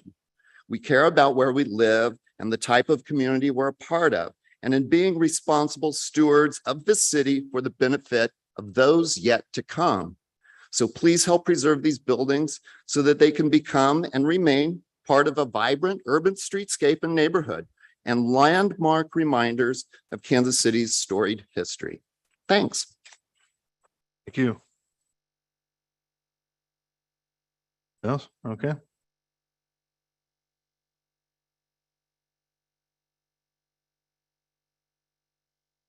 Good afternoon. I'll be short and sweet. My name is Shannon Jones. I'm a resident of the 4th District and a longtime tenant of the Union Hill neighborhood. I am here today in total support of Councilman Bunch and Shields' ordinance for historic preservation for the property at 31st and Main. Not only would this designation prevent the destruction of this historic building, but it would preserve the integrity of the neighborhood's architecture. It should also prevent any developer from coming into our neighborhood to construct a 30-floor monstrosity of apartments that totally distracts from the history of our neighborhood. It has not been said, but the articles that I have written, it is also indicated to me there would be no parking included in this 350-unit apartment complex. Parking in my neighborhood is already prohibitive. To not plan for parking and assume that people are going to take the streetcar, not have a car, I don't think is realistic. I urge this commission to support the ordinance and favorably pass this ordinance. Thank you. Thank you.